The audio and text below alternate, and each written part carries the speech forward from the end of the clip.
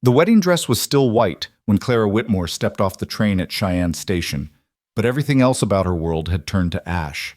In her trembling hand, a telegram bore 7 words that had destroyed her future: cannot marry you, found someone else. Charles. 1,000 miles from home, with $3 to her name and nowhere to go, she stood frozen as a rugged rancher approached with 2 wild-haired little girls. Please come with me, he said, his voice desperate. My twins need a mother like you. Welcome to a story of second chances in the American West. I invite you to follow Clara's journey to the very end, and please comment below which city you're watching from. I love seeing how far these stories travel. Clara Whitmore pressed her back against the rough wooden wall of Cheyenne Station, trying to make herself invisible among the chaos of departing passengers, steam whistles, and shouting porters. The October wind cut through her traveling dress, the pale blue one she'd saved for 3 months to buy the one that was supposed to make Charles proud when she arrived. Now it felt like a costume for a play that had been canceled before opening night. The telegram crumpled in her gloved hand as she read it for the 20th time, as if the words might somehow rearrange themselves into something less devastating. But they remained stubbornly unchanged. Cannot marry you. Found someone else. Charles. 7 words. That's all it had taken to unmoor her entire existence. She'd left Boston 6 days ago, telling everyone about her wonderful fiancé who'd gone ahead to establish his law practice in California. Her mother had wept at the train station, her sisters had pressed dried flowers into her hands, and Mrs. Pemberton from the boarding house had given her a small Bible with her new name already inscribed inside, Mrs. Charles Brennan. Except she would never be Mrs. Charles Brennan. She was just Clara Whitmore, 24 years old, stranded in Wyoming territory with $3.67 in her purse and a return ticket she couldn't use because she'd rather die than face the pitying looks and whispered gossip that would follow her for the rest of her spinster days. Miss, are you all right? Clara startled quickly, wiping her eyes before looking up. A man stood before her, tall and broad-shouldered, with the kind of weathered face that spoke of long days under an unforgiving sun. His dark hair needed cutting, and his clothes, while clean, bore the unmistakable marks of ranch work dust, in the creases where, at the elbows, boots that had seen better decades. But it wasn't the man who caught her attention. It was the 2 small hurricanes at his sides. Twin girls, perhaps 6 or 7 years old, with tangled auburn hair that hadn't seen a proper brush in what looked like weeks. Their dresses were practically brown with dirt, their faces smudged, and one of them, the one on the left, had what appeared to be jam streaked across her cheek like war paint. They were engaged in what seemed to be a fierce wrestling match, even while their father held their hands. Margaret, stop pulling your sister's hair. Elizabeth, quit kicking. I said, quit it. The man's voice carried the exhausted tone of someone who'd been having this same conversation for hours. Maybe years. She started it. Both girls shrieked in unison, then immediately resumed their battle. Clara found herself staring. She'd taught at Miss Penelope's school for young ladies for 3 years before Charles's letters had promised her a different future. She'd handled difficult children before, but these two looked like they'd been raised by wolves. The man must have noticed her staring because his weathered face flushed slightly. I apologize, miss. They're not usually... He paused, seeming to reconsider. Actually, no, they're always like this. I'm sorry if they're disturbing you. It's quite all right, Clara heard herself say, though her voice sounded hollow even to her own ears. The man studied her more closely, and she saw his eyes, a striking green that seemed out of place in that rugged face, narrow with concern. Miss, forgive me for saying so, but you look like you've received some distressing news. Clara's laugh came out bitter and sharp. How perceptive of you. Papa, I'm hungry, one of the twins interrupted. You just ate. That was Elizabeth? I didn't get any. You ate yours and half of mine, you little liar. Girls. The man's voice cracked like a whip, and both children fell silent for exactly 3 seconds before resuming their argument in aggressive whispers. The man sighed deeply, then turned back to Clara. I don't mean to pry, miss, but do you have somewhere to go? Someone meeting you. The question hit her like a physical blow. Someone meeting her. Charles was supposed to be meeting her. He was supposed to be standing on this very platform with flowers and that crooked smile that had made her heart flutter when he'd visited Boston 2 years ago. He was supposed to kiss her cheek and tell her how beautiful she looked and how he'd counted every day until she arrived. "No," she whispered, then cleared her throat and said more firmly, "No, I don't." The man shifted uncomfortably, clearly wrestling with something. His eyes kept moving between her face and his daughter's, who had progressed from whispers to sharp elbow jabs. "This is going to sound absolutely insane," he finally said, "and I want you to know I'm not the kind of man who approaches strange women with propositions. But I'm desperate, and you look—" He paused, seeming to choose his words carefully. "You look like a respectable woman who's found herself in unfortunate circumstances." Clara's spine stiffened. If this man thought she was some kind of "I need a governess," he said quickly, apparently reading her expression. "For my girls. As you can see, they're in desperate need of civilization, education, someone who knows which fork to use and how to spell and how to braid hair properly." He gestured helplessly at the twins' tangled manes. Clara blinked, certain she'd misheard. "You're offering me employment. You don't even know my name." "Daniel Mackenzie," he said, extending a calloused hand. "I own a ranch about 15 miles north of here. 2,000 acres, mostly cattle, some horses. It's isolated, I won't lie about that, but it's good land. Safe. These are my daughters, Margaret and Elizabeth." The twins paused their combat long enough to eye Clara suspiciously. "She looks fancy," one of them announced. "Too fancy," the other agreed. "Bet she can't even ride a horse." "Girls," Daniel warned, then turned back to Clara. "I've been trying to find someone for months. The last woman I hired lasted exactly 3 days before she declared my daughters were possessed by demons and fled in the night. The one before that made it a week before Margaret put a snake in her bed." "It was already dead," Margaret protested. "Mostly dead," Elizabeth corrected. Clara found herself fighting an unexpected urge to smile. It was absurd. Here she was, her life in ruins, being offered a position by a complete stranger to govern 2 children who appeared to be feral. And yet, what exactly would this position entail? She heard herself asking. Daniel's shoulders sagged with relief that she hadn't immediately refused. "Teaching them. Reading, writing, arithmetic, proper behavior. They need to learn to be ladies, or at least human. They've been running wild since their mother died 3 years ago." The casual mention of death sobered Clara. She looked at the girls again, seeing past the dirt and defiance to something else, a wildness born not of nature, but of loss. "I provide room and board, obviously," Daniel continued. "Your own room in the house it locks," he added quickly, apparently realizing how that might sound. $20 a month plus fabric for clothes if you need it. We go to town once a month for supplies. There's a church if you're inclined that way. It's honest work, Miss Whitmore," Clara said faintly. "Clara Whitmore." "Miss Whitmore, I know I'm a stranger and this must seem like madness, but I can provide references. Reverend Johnson in town knows me, as does Mr. Patterson at the bank. I'm a widower, not some unsavory character looking to take advantage." One of the twins, Elizabeth, tugged on her father's coat. "Papa, are you trying to get us a new mama?" Daniel's face flushed crimson.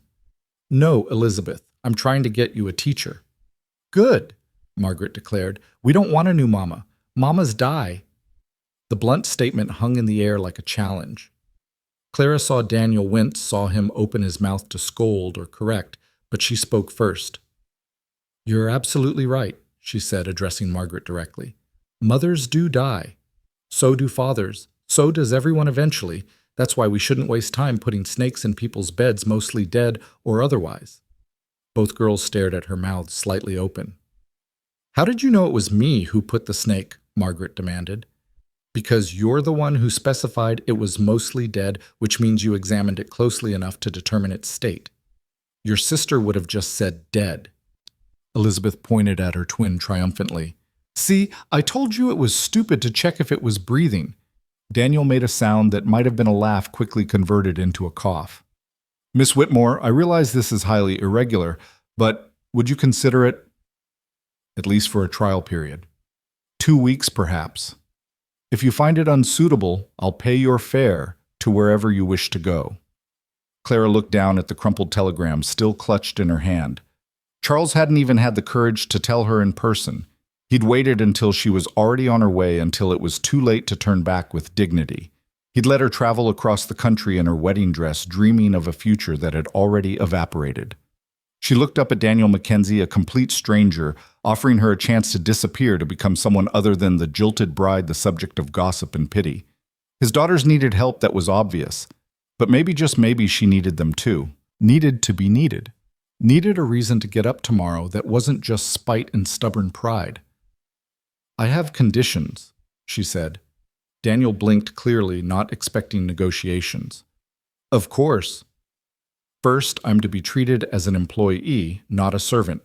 I'll teach your daughters and help maintain appropriate household standards, but I'm not a maid or a cook. We have Mrs. Chen, who comes twice a week for heavy cleaning and cooking," Daniel said quickly. "She leaves meals we can heat. Second, I require Sundays to myself after church if I choose to attend." "Reasonable. Third, if either of your daughters puts anything dead or mostly dead in my bed, my employment ends immediately with a full month's pay as severance." Margaret made a sound of protest, but Daniel nodded gravely. "Fair. And fourth," Clara said, lifting her chin, "you don't ask about why I'm here alone or what distressing news I've received. My past is my own." Daniel studied her for a long moment, those green eyes seeing perhaps more than she'd like, but he nodded. "Everyone's entitled to their secrets, Miss Whitmore. Lord knows I have mine." He extended his hand again, and this time Clara took it. His palm was rough, calloused from years of hard work, but his grip was gentle, careful not to crush her smaller hand. "When would you like me to start?" she asked. "How about now?" He gestured toward the platform where a wagon waited, loaded with supplies. "Unless you have luggage to collect." Clara looked down at her single carpet bag containing everything she'd brought for her new life as Mrs. Charles Brennan.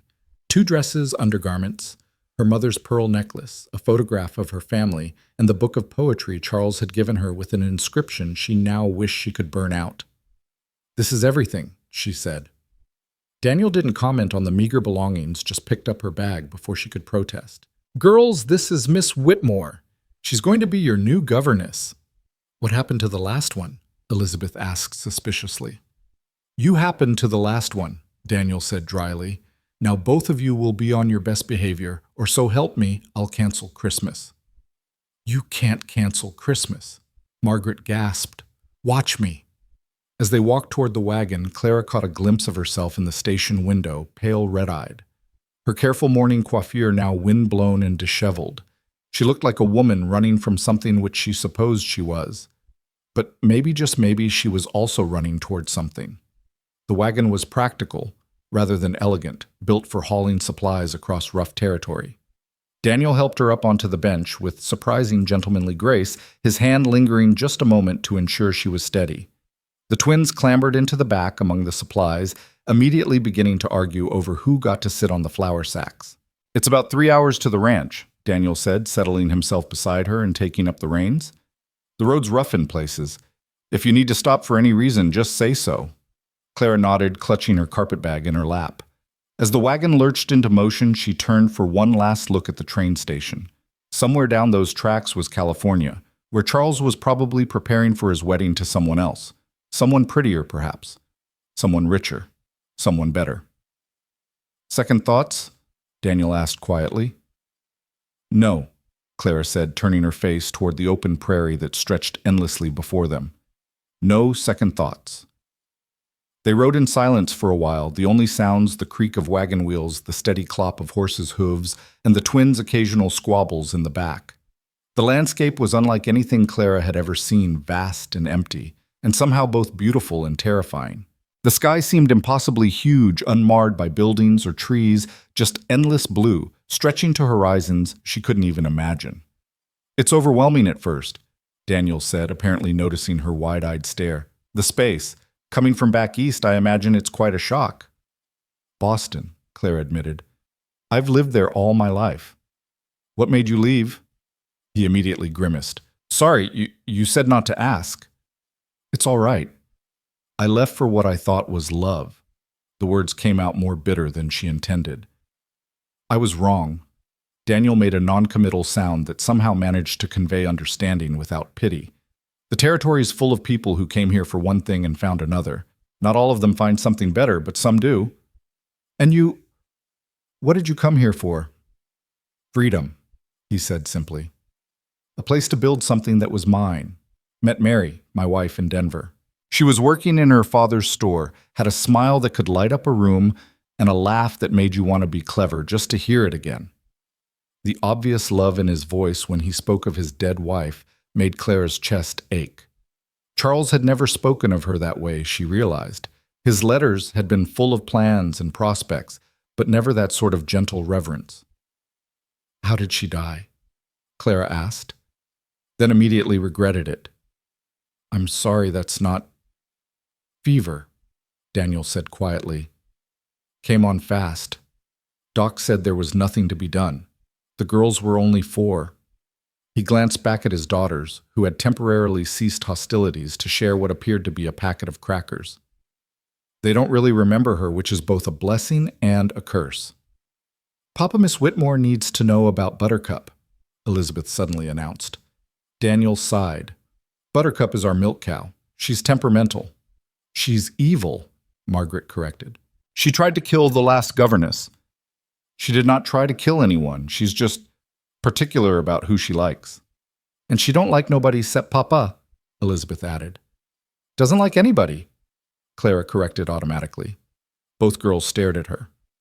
That's what I said, Elizabeth protested. No, you said, don't like nobody, which is a double negative and actually means she does like somebody. You meant to say she doesn't like anybody. Margaret narrowed her eyes. You're going to be one of those governesses who corrects everything we say, aren't you? Yes, Clara said simply. But I'll also teach you to read wonderful stories, write letters to anyone in the world you wish to write to, and do sums so you'll never be cheated at the general store. We don't get cheated, Margaret said proudly. Papa checks the figures. But wouldn't you like to check them yourself to know for certain without having to trust someone else? Both girls fell silent, apparently considering this novel concept. The prairie rolled on, and Clara found herself oddly soothed by the rhythm of travel. The October sun was warm on her face, despite the cool air, and the vast emptiness that had initially frightened her began to feel almost peaceful.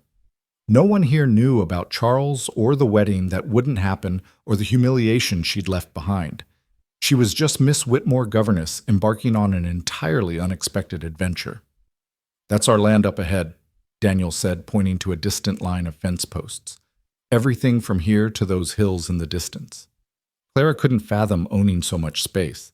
In Boston, people measured property in feet, not miles. It's beautiful, she said, and meant it.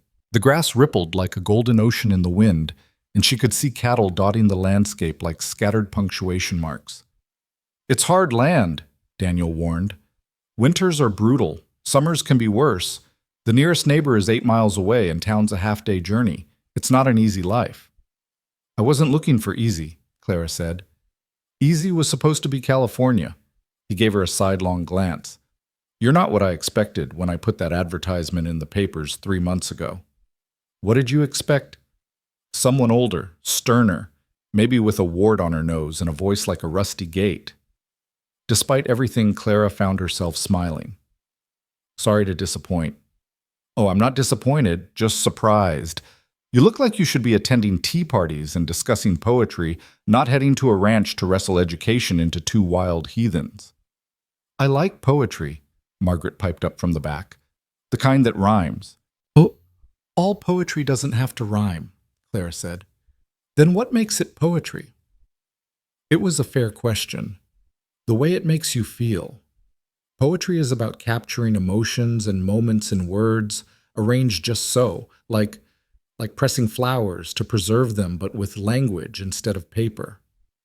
Elizabeth made a disgusted sound. That's the silliest thing I ever heard. Have you ever been so happy you wanted to dance but didn't know how to explain why? Clara asked. When Papa said we didn't have to go to Aunt Constance's last Christmas, Elizabeth said immediately.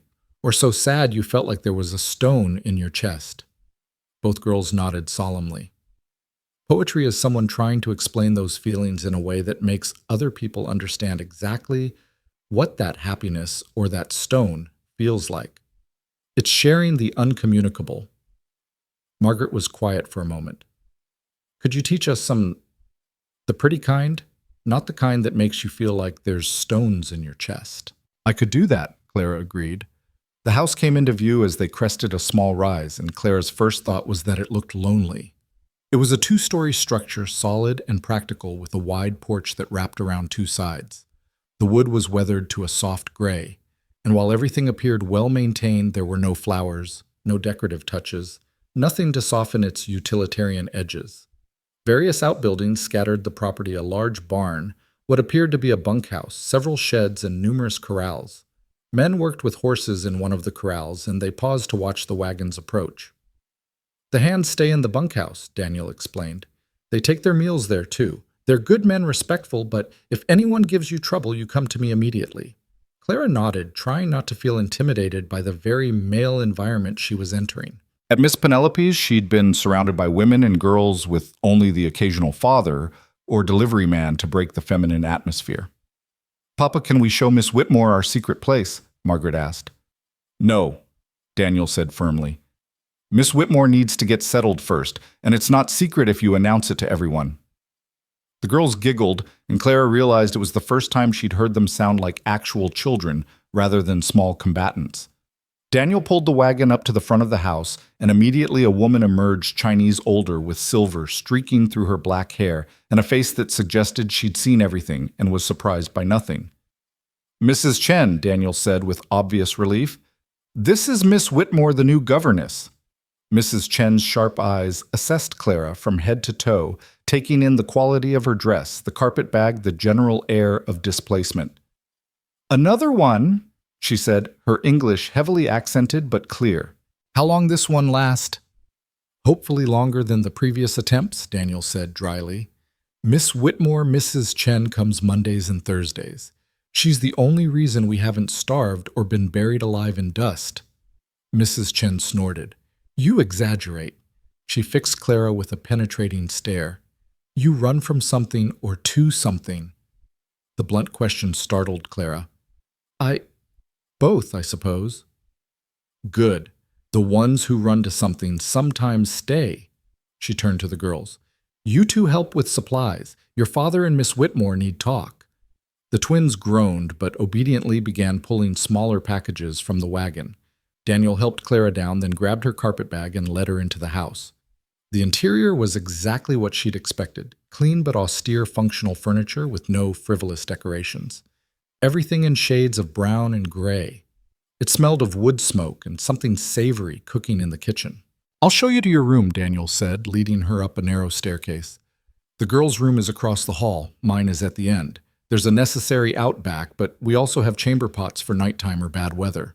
The room he showed her to was small but private, with a single bed, a dresser, a washstand, and a small writing desk by the window. The window itself looked out over the endless prairie, and Clara could see for miles. "It's not much," Daniel said apologetically. "It's perfect," Clara said, and meant it. It was hers, at least for now. No one here would whisper about poor jilted Clara Whitmore. No one would give her pitying looks or ask prying questions about what went wrong. Daniel set her bag on the bed. "Take whatever time you need to settle in. Dinner's at 6, Mrs. Chen's making stew. Tomorrow we can discuss schedules and expectations. The girls usually run fairly wild on Saturdays, but they need structure." "Mr. Mackenzie," Clara said as he turned to leave, "why did you really offer me this position? You don't know anything about me.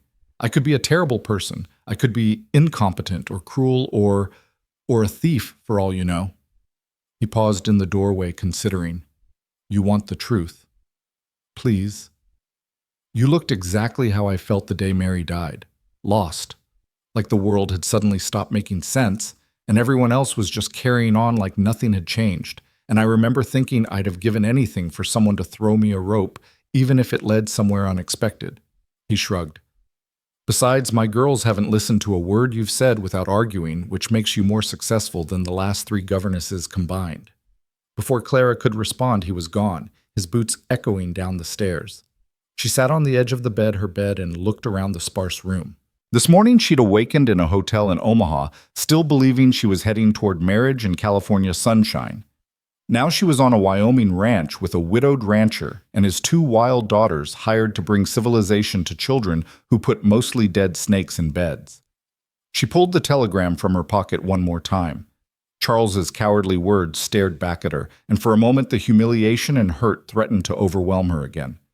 Then, with sudden decision, she walked to the window, opened it, and tore the telegram into tiny pieces, letting the Wyoming wind carry them away across the prairie. "Goodbye, Charles," she whispered, then more firmly, "Good riddance." A knock at her door interrupted her moment of liberation. "Miss Whitmore," it was Margaret's voice. "Mrs. Chen says to tell you dinner's ready, and if you don't come now, Elizabeth will eat your portion." "I will not," Elizabeth's voice protested. "I'll only eat half." Despite everything, Clara found herself smiling. "I'll be right down." As she descended the stairs, she could hear the family gathering in what must be the dining room. It was a simple space with a large wooden table that could easily seat 8, but currently held 4 place settings. The girls were already engaged in a spirited debate about who got to sit where. "You always sit there," Margaret complained. "Because it's my chair, you're girls," Daniel said wearily. "We have a guest. Act like human beings for once." Both girls immediately sat up straighter, folding their hands in their laps with exaggerated propriety. The effect was somewhat spoiled by Elizabeth's crossed eyes and Margaret's stuck-out tongue, but Clara pretended not to notice. Mrs. Chen emerged from the kitchen with a large pot of stew that smelled heavenly. Clara realized she hadn't eaten since early morning, and her stomach made an embarrassingly loud sound of appreciation. "See," Elizabeth announced, "Miss Whitmore's stomach speaks. Just like Papa's." "Elizabeth," Daniel warned, but Clara could see him fighting a smile. Mrs. Chen served the stew with thick slices of bread, and for a few minutes there was blessed silence as everyone ate. The food was simple but delicious, hearty, and warming after the long day. "This is wonderful, Mrs. Chen," Clara said. Mrs. Chen grunted acknowledgement. "You too skinny. Eat more." "Everyone's too skinny according to Mrs. Chen," Margaret Stage whispered. "Because everyone is," Mrs. Chen retorted. "Especially you two. Eat vegetables." "We don't like vegetables," Elizabeth said. "I don't care. Eat anyway." Clara watched the interplay with interest. Despite the grumbling, both girls obediently ate their vegetables, suggesting Mrs. Chen wielded considerably more authority than her twice-weekly presence might suggest. "Miss Whitmore," Daniel said, "perhaps you could tell us a bit about your teaching experience? The girls should know what to expect." Clara set down her spoon carefully. "I taught at Miss Penelope's School for Young Ladies in Boston for 3 years. Girls aged 6 through 16, reading, writing, arithmetic, but also literature, basic French needlework, and comportment." "What's comportment?" Margaret asked suspiciously. "How to behave properly in various social situations." Both girls groaned in unison. "We don't need to know that stuff," Elizabeth protested. "We're ranch kids." "Ranch children," Clara corrected. "And you never know where life might take you. Your father owns significant land, which makes you young ladies of property. Someday you might travel to cities, meet important people, perhaps even marry men who move in sophisticated circles.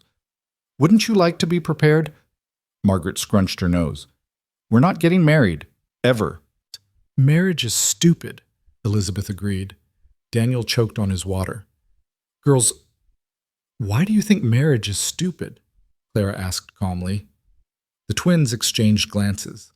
Finally, Margaret said, "Because when you get married, you die." The room went very still. Mrs. Chen stopped clearing dishes. Daniel's face had gone pale. "That's not," he started, but Clara held up a hand. "Your mother died after she was married," she said gently. "But she didn't die because she was married. Many married women live very long lives. My grandmother was married for 53 years before my grandfather passed. But all the dead ladies we know were married," Elizabeth pointed out with the relentless logic of a 7-year-old. "Do you know any dead men?" Clara asked. Both girls nodded. "Were they married but Mr. Thompson was," Margaret said slowly, "and old Mr. Garrett. So marriage doesn't just kill ladies.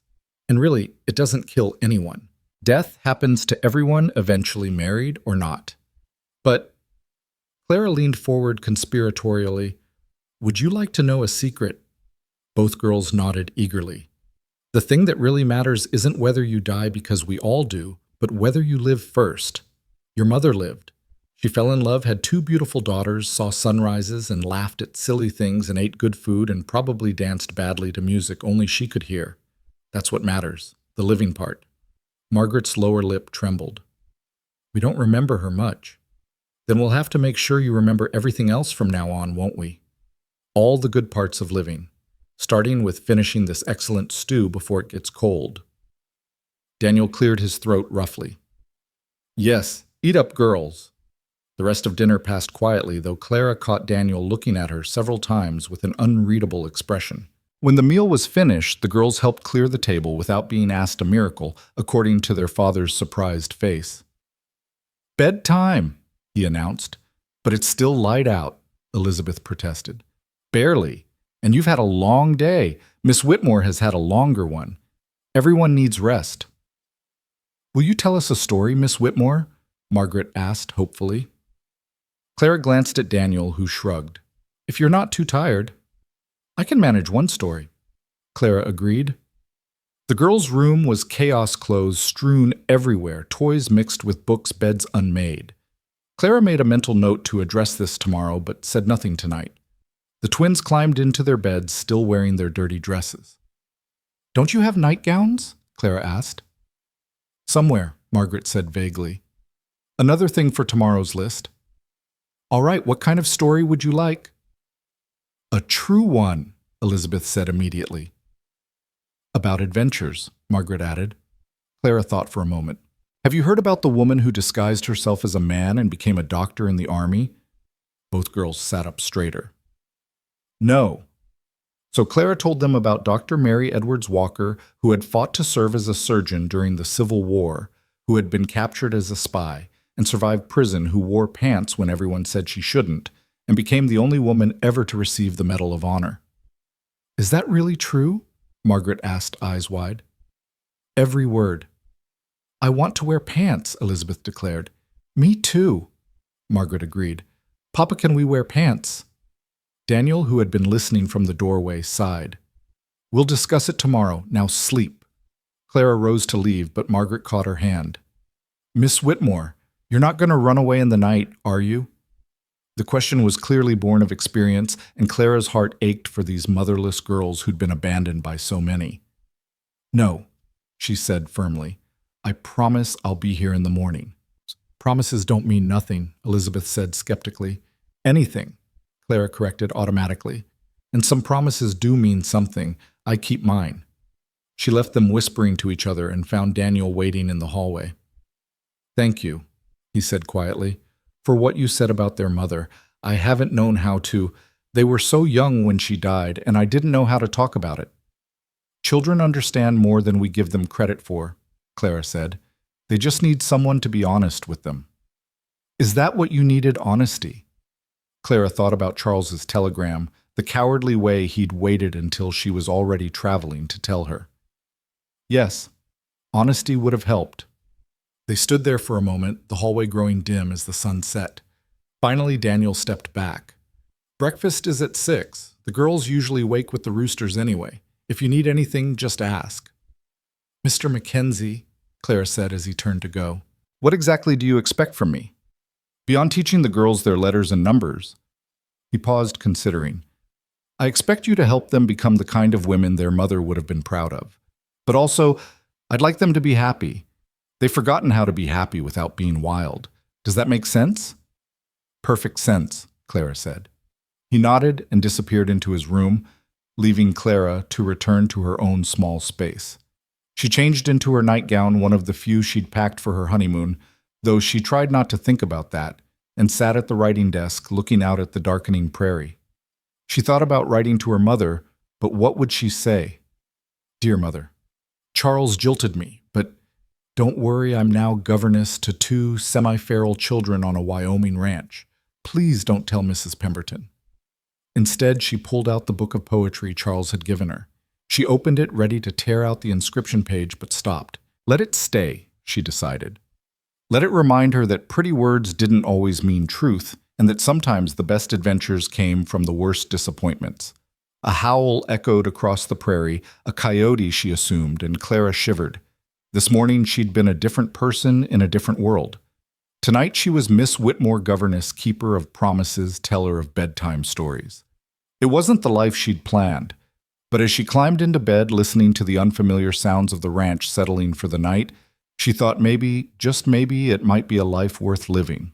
Clara woke to the sound of something crashing downstairs, followed by angry whispers that were trying very hard to be quiet, but failing spectacularly. The pre-dawn light filtered through her window, painting the prairie in shades of purple and gold. Her first morning at the Mackenzie Ranch, and already chaos was brewing. She dressed quickly in her simplest day dress, a brown wool that had seen better days, but would be practical for ranch life. As she pinned up her hair, she heard another crash, then Daniel's voice carrying up the stairs with the particular tone of a father who'd reached his limit before breakfast. The scene in the kitchen was almost comedic. Margaret stood on a chair, flower in her hair, and covering most of her nightgown. Elizabeth was on her hands and knees, apparently trying to catch something that was scurrying around the floor. Daniel, still in his work clothes from what must have been early morning chores, held a broom like a weapon while Mrs. Chen hadn't arrived yet, and the kitchen looked like it had been attacked by a very localized snowstorm. "It's not our fault," both girls said simultaneously, which Clara was beginning to recognize as their standard opening defense. "Really?" Daniel's voice was dangerously calm. "The mouse just decided to jump into the flour bin on its own and then knocked over 3 jars trying to escape." "We were trying to make breakfast," Margaret explained, "to surprise Miss Whitmore." Clara's heart did an unexpected little flip. These wild children had been trying to do something nice for her. "That's very thoughtful," she said, stepping into the kitchen. "Though perhaps next time we could make breakfast without livestock involvement." Elizabeth finally cornered the mouse under the stove. "Got him." She held up the tiny creature triumphantly. "Can we keep him?" "No," Daniel said firmly. "But Papa." "No. Outside. Now." Elizabeth trudged toward the door, but not before Clara saw her slip the mouse into her pocket instead of releasing it. She caught Daniel's eye and saw he'd noticed too, but he just sighed and shook his head slightly. "Let's clean this up before we attempt actual breakfast," Clara suggested. Margaret climbed down from there. "Elizabeth, after you've released your friend outside, come back and help." The cleanup took nearly an hour, and by the time they'd restored order, the sun was properly up, and Clara's stomach was growling audibly. Daniel had started coffee strong enough to float a horseshoe, as her father would have said, and Clara gratefully accepted a cup. "I usually just do biscuits and gravy for breakfast," Daniel said apologetically. "Or sometimes just biscuits, or sometimes just coffee." "Papa's cooking is why we're so skinny," Margaret announced. "I thought it was because you two run around like wild animals and burn off everything you eat," Daniel retorted. Clara opened the pantry, assessing supplies. "I can cook," she offered. "Nothing fancy, but edible." "You don't have to. That's not part of your duties," Daniel protested. "Neither is mouse wrangling yet, here we are." She pulled out eggs, bacon, and the ingredients for pancakes. "Besides, cooking for 4 isn't much different than cooking for 1. As she worked, she became aware of 6 eyes watching her every move with the intensity of cats stalking prey. "Have you never seen someone make pancakes before?"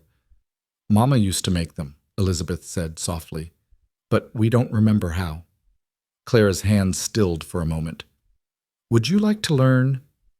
Both girls nodded eagerly, and soon Clara had them measuring flour, cracking eggs with varying degrees of success and shell removal, and taking turns stirring the batter. Daniel watched from the doorway, his coffee cup frozen halfway to his lips. "What?" Clara asked, suddenly self-conscious. "Nothing. Just, they're actually cooperating, both of them, at the same time." "We cooperate," Margaret protested, then immediately contradicted herself by trying to grab the spoon from Elizabeth. "It's my turn. You just had a turn. That wasn't a real turn. I was just fixing what you did wrong." Clara separated them with practiced ease. "Margaret, you flip the bacon. Elizabeth, you keep stirring. And if you argue, your father gets your pancakes. The threat worked magnificently. They performed their tasks with exaggerated concentration, and soon the kitchen filled with the smell of breakfast. Clara plated everything up, making sure to give the girls the pancakes that were shaped like recognizable circles, rather than the abstract art pieces that had been her first attempts. "These are good," Elizabeth said through a mouthful of food. "Don't talk with your mouth full," Clara corrected automatically. Elizabeth swallowed.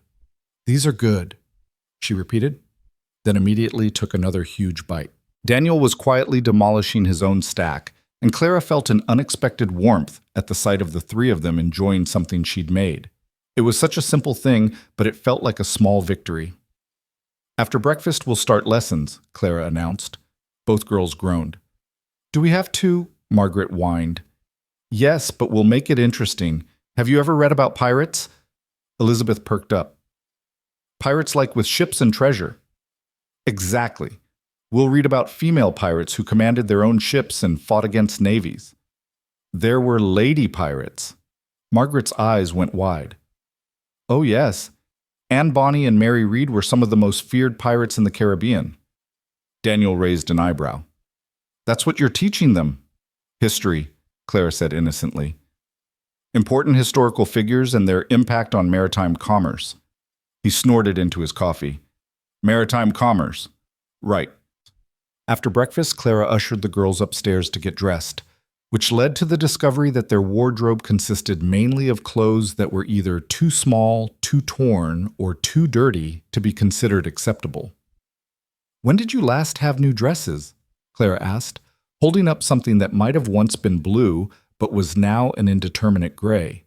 The girls looked at each other. "Last year," Margaret guessed. "Year before," Elizabeth corrected. "Remember, Mrs. Patterson made them for Christmas, but they were too big then." Clara made another mental note. "We'll need to address this. For now, wear the least offensive options." She helped them brush out their tangled hair, a process that involved significant negotiation and one minor threat of scissors, but eventually both girls looked somewhat presentable. They convened in the parlor, which Daniel had designated as their schoolroom. Clara had spent part of the previous evening assessing the available books and materials, which were limited but workable. There was a Bible and almanac from 3 years ago, a book of fairy tales that looked like it had survived a flood, and surprisingly a complete set of Shakespeare that seemed to have never been opened. "Let's start by seeing what you already know," Clara said. "Margaret, can you write your name?" Margaret picked up the slate and chalk, laboriously writing out Margerit. "Almost perfect. You're just missing an A at the end." "That's too many letters," Margaret complained. "Why can't I just be Meg?" "You can write Meg for informal things, but you should know how to write your full name properly." "Elizabeth." Elizabeth took the slate and wrote Elizabeth with confident strokes. "Excellent. Now can either of you read this?" Clara opened the fairy tale book to a random page. Margaret squinted at it. "Once up on a time." "Very good." Elizabeth took the book. "Once upon a time there lived a—" She paused, struggling. "Beautiful. Beautiful," Clara corrected gently. "You're both doing better than I expected. Can you do sums?" "Papa taught us, but," Margaret said proudly, "so we can help with the ranch books." Clara wrote some problems on the slate and both girls solved them with surprising ease. They could add and subtract adequately, though multiplication was clearly a challenge. "You're not starting from nothing," Clara said, pleased. "That makes things easier. Now let's read about those pirates." She had to make up half the story from memory, embellishing freely, but the girls hung on every word. When she described Anne Bonny fighting off soldiers while wearing men's clothes, Margaret declared she wanted to be a pirate when she grew up. "Pirates are criminals," Clara reminded her. "They steal and kill." "Then I want to be a good pirate," Margaret amended, "one who only steals from bad people." "That would be a privateer," Clara said, which launched into an explanation of letters of marque and sanctioned piracy, which somehow led to a discussion of the Revolutionary War, which then devolved into an argument about whether George Washington could have beaten Anne Bonny in a sword fight. They were interrupted by a knock at the door. Daniel entered with a tall, lean man who had the weathered look of someone who'd spent his entire life outdoors. "Miss Whitmore, this is Jim Morrison, my foreman," Daniel said. "Jim, the new governess." Jim touched the brim of his hat politely. "Ma'am, pleased to meet you." "Mr. Morrison," Clara acknowledged. "Boss, we got a problem with the north fence. Looks like someone's been cutting it." Daniel's expression darkened. "Cutting it. You sure it's not just wear? Clean cuts. Deliberate."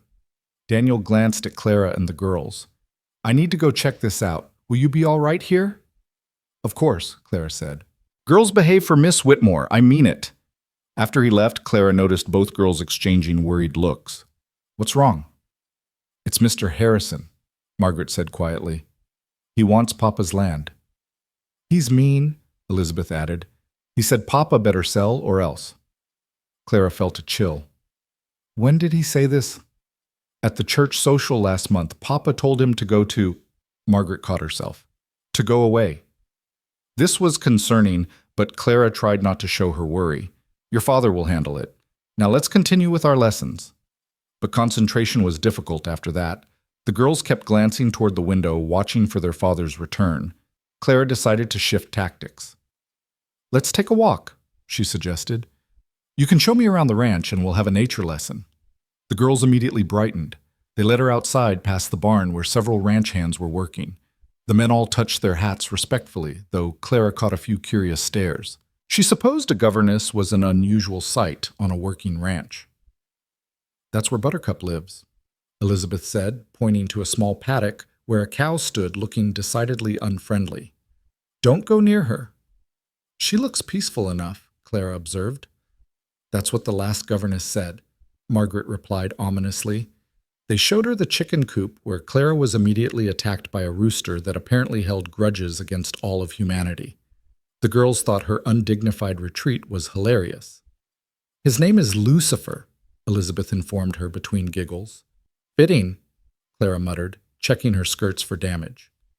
They walked toward a small grove of cottonwood trees near a creek, the only significant vegetation Clara had seen besides grass. The girls immediately began climbing as nimble as squirrels. "Be careful," Clara called. "We do this all the time," Margaret said, hanging upside down from a branch in a way that made Clara's heart stop. "That doesn't make it safe. You sound like Papa," Elizabeth observed. "He worries too much." "Perhaps he worries the right amount for girls who climb trees in dresses and make friends with mice." Elizabeth grinned. "His name is Frederick, the mouse. I'm keeping him in a box in our room." Clara sighed. She'd deal with Frederick later. They spent the afternoon by the creek, where Clara taught them about erosion and water cycles, then helped them build small boats from twigs and leaves to race in the current. It was peaceful, almost idyllic, until Margaret suddenly grabbed Clara's arm.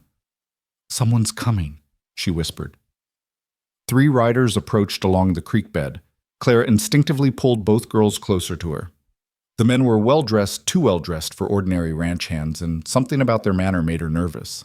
"Well, well," the lead rider said, stopping his horse a few feet away.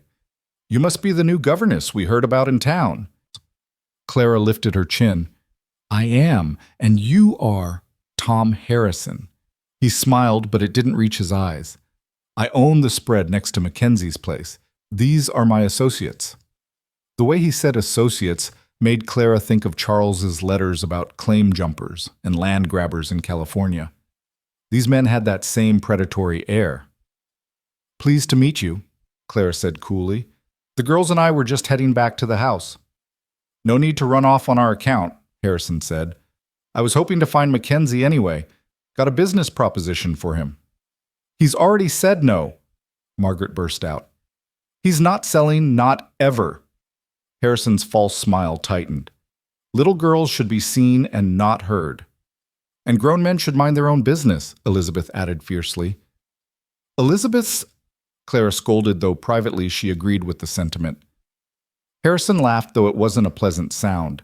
"Spirited little things, aren't they? Their mother would be so disappointed to see how wild they've become." The casual cruelty of the comment made Clara's temper flare. "Their mother would be proud to see them standing up for their family," she said sharply. "Now, if you'll excuse us, we have lessons to complete." She turned to go, but Harrison's voice stopped her. "You seem like an educated woman, Miss Whitmore," Clara supplied reluctantly. "Miss Whitmore, perhaps you could talk some sense into Mackenzie. This land is too much for one man to handle, especially one distracted by—" He glanced meaningfully at the girls. "Other responsibilities." "Mr. Mackenzie seems quite capable to me," Clara said. "Does he, even with cut fences and missing cattle?" Clara kept her expression neutral despite her surprise. Daniel hadn't mentioned missing cattle. "I wouldn't know about such matters." "No." "Well, perhaps you should ask him. Things have a way of getting worse for stubborn men out here. Accidents happen, sometimes to the people they care about." The threat was unmistakable. Clara pulled the girls closer. "Is that a warning, Mr. Harrison?" "Just a friendly observation. You're new here, Miss Whitmore. You don't understand how things work yet. But you will." He touched his hat mockingly and rode off with his men. Clara stood frozen for a moment, heart pounding, before Margaret tugged on her sleeve. "We need to tell Papa," the girl said urgently. They hurried back to the house where they found Daniel already returned, talking with Jim and several other hands on the porch. His expression was grim. "Papa," Elizabeth ran to him. "Mr. Harrison was here. He threatened Miss Whitmore." Daniel's head snapped up, his green eyes flashing dangerously. "What?" Clara explained the encounter, trying to downplay the threat while still conveying what had happened. With each word, Daniel's jaw tightened further. "Jim, post extra watches tonight," he ordered. "And from now on, Miss Whitmore and the girls don't leave the immediate house area without an escort." "I don't need," Clara began. "Yes, you do," Daniel said firmly. "Harrison's getting bolder. This morning we found evidence of cut fences and missing cattle. Now he's approaching you and the girls when I'm not around." "You think he's behind the rustling?" Jim asked. "Can't prove it, but who else would benefit from me being forced to sell?" The men dispersed to their duties, leaving Clara, Daniel, and the girls on the porch. The sun was starting to set, painting the sky in brilliant oranges and purples. "I'm sorry," Daniel said quietly. "I should have warned you about Harrison." "You couldn't have known he'd approach us," Clara said. "Still, you came here for safety, not more trouble." Clara thought about that. Had she come for safety, or had she come for escape? Maybe they were the same thing. "Trouble seems to find me regardless," she said. "At least here I'm useful." Daniel looked at her with that intense gaze that seemed to see too much. "You're more than useful. The girls actually did their lessons today, didn't they?" "We learned about pirates," Margaret announced. "Lady pirates," Elizabeth added. Daniel's mouth twitched. "Of course you did." Mrs. Chen arrived, then bustling in with her usual efficiency to start dinner. The normalcy of the routine helped ease the tension from the afternoon's encounter. Clara helped the girls wash up, then supervised them setting the table, a task that involved significant debate about fork placement. Dinner was a quieter affair than the previous evening. Daniel seemed preoccupied, and even the girls seemed to sense the serious mood. Finally, Margaret couldn't stand it anymore. "Are we going to lose the ranch, Papa?" Daniel set down his fork. "No, sweetheart, we're not losing anything." "But Mr. Harrison said—" "Mr. Harrison says a lot of things. Doesn't make them true." "But what if he does something bad?" Elizabeth asked in a small voice. Daniel reached over and took her hand. "Then we'll handle it. We're Mackenzies. We don't run from bullies." "And Miss Whitmore?" Margaret asked. "Is she a Mackenzie too?" There was an awkward pause. "Miss Whitmore is under my protection while she's here," Daniel said carefully. "That makes her family as far as anyone needs to know." Clara felt an unexpected warmth at the words. Family. She'd thought she was coming here to be an employee, but already these people were becoming something more. After dinner, she supervised the girls' bedtime routine, which involved finding and relocating Frederick the Mouse to the barn despite significant protest. She told them another story, this one about a clever princess who outsmarted a dragon using mathematics, which led to a lengthy discussion about whether dragons could actually do arithmetic. When she finally got them settled, she found Daniel on the porch, staring out at the darkening prairie. She joined him, wrapping her shawl tighter against the cool evening air. "You don't have to stay," he said without preamble. "I hired you under false pretenses. I told you this was safe, but Harrison's escalating. I can pay your fare to wherever you want to go. Clara considered this. She could leave, find another position somewhere, perhaps in Denver or San Francisco, start over again somewhere else. But the thought of leaving these girls, this place, even this complicated man beside her felt wrong. I told the girls I'd be here in the morning, she said. I keep my promises. This isn't your fight. It became my fight when Harrison threatened your daughters in front of me. She paused. Besides, where would I go? Back to Boston to face the humiliation? To California to accidentally run into my former fiancé and his new bride? At least here I know what kind of trouble I'm facing. Daniel was quiet for a moment. What happened? If you don't mind my asking. Clara had told herself she wouldn't talk about it, but something about the darkness and Daniel's quiet presence made the words come easier. His name was Charles. We'd been corresponding for 2 years after he visited Boston on business. He painted such beautiful pictures with his words, California sunshine, a house overlooking the bay, a life of prosperity and happiness. I believed every word. But it was lies. I don't know, maybe he meant them when he wrote them. Or maybe he found someone better, richer, prettier. His telegram didn't specify. She laughed bitterly. 7 words to end 2 years of dreams. Rather efficient, really. He's a fool, Daniel said bluntly. You don't know me well enough to say that. I know you came here with nothing and made my girls cooperate for an entire day. I know you stood up to Harrison when most women would have run. I know you make excellent pancakes. His mouth quirked slightly. Seems like enough to know. They stood in comfortable silence for a while, listening to the night sounds of the ranch horses nickering wind through grass, the distant howl of coyotes. Tell me about your wife, Clara said suddenly, then immediately regretted it. I'm sorry, that's not... It's all right. Daniel leaned against the porch rail. Mary was sunshine. That's the best way I can describe her. She made everything brighter just by being there. We met when I was passing through Denver buying supplies. She was arguing with a customer in her father's store, telling him his money wasn't good enough to buy him the right to speak to her disrespectfully. Clara smiled. She sounds formidable. She was. Tender too, though. She could nurse a sick calf back to health or comfort a crying child, then turn around and stare down a mountain cat threatening the chickens. His voice grew softer. The fever took her in 3 days. The doctor said her heart was weak from having the twins, that she didn't have the strength to fight it. I've always wondered if it was my fault bringing her out here, making her work so hard. You loved her, Clara said gently. She chose this life with you. That's not fault, that's family. Daniel looked at her, then really looked at her, and Clara felt something shift between them. Not attraction, it was too soon, too complicated for that, but understanding, recognition of shared loss and unexpected resilience. I should go in, Clara said, suddenly aware they were alone in the dark. Of course. Good night, Miss Whitmore. Good night, Mr. Mackenzie. She went to her room but couldn't settle. The encounter with Harrison had shaken her more than she wanted to admit. She'd come here running from one kind of trouble only to find another. But at least this trouble was external, something that could be fought. The humiliation and heartbreak Charles had left her with, that was internal, harder to battle.